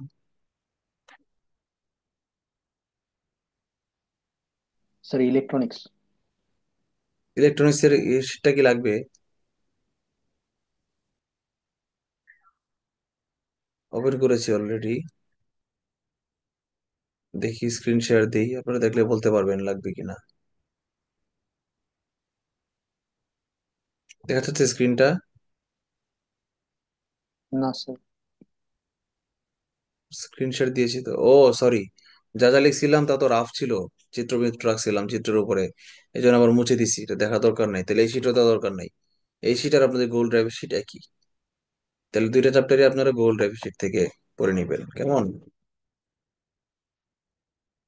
জি স্যার। ওকে, ভালো থাকবেন, শুভরাত্রি, আল্লাহ হাফেজ, আসসালামু আলাইকুম। নামল, বাইয়ে, জি ভাই, পদ্মা, আছি, ক্লাস শেষ। শেষ ভাই। স্যার রোজার মাঝখানে কখন ক্লাস নেবেন?